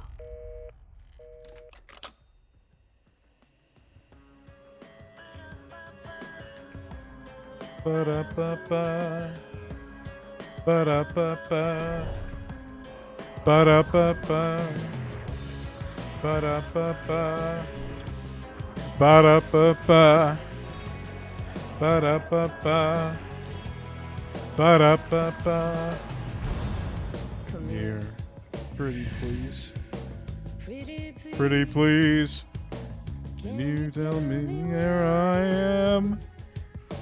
You won't say something. I need to get my bearings. I'm lost, and the shadows keep on changing. I'm haunted by the lives that I have loved and action I have hated. I am haunted. Oops, I messed that one up. I don't know the song offhand. The web inside my haunted head. Ba-ba-ba. Ba-da-ba-ba. Ba-da-ba-ba. Ba-da-ba-ba. Ba-da-ba-ba. Ba-da-ba-ba. Don't cry. Always away. Here in November, in this house of leaves, we'll pray. Please. It's hard to believe. To see a perfect forest of many splintered trees. You and me. And these shadows keep on changing. And I'm haunted by the lives that I have loved. Actions I have hated. I am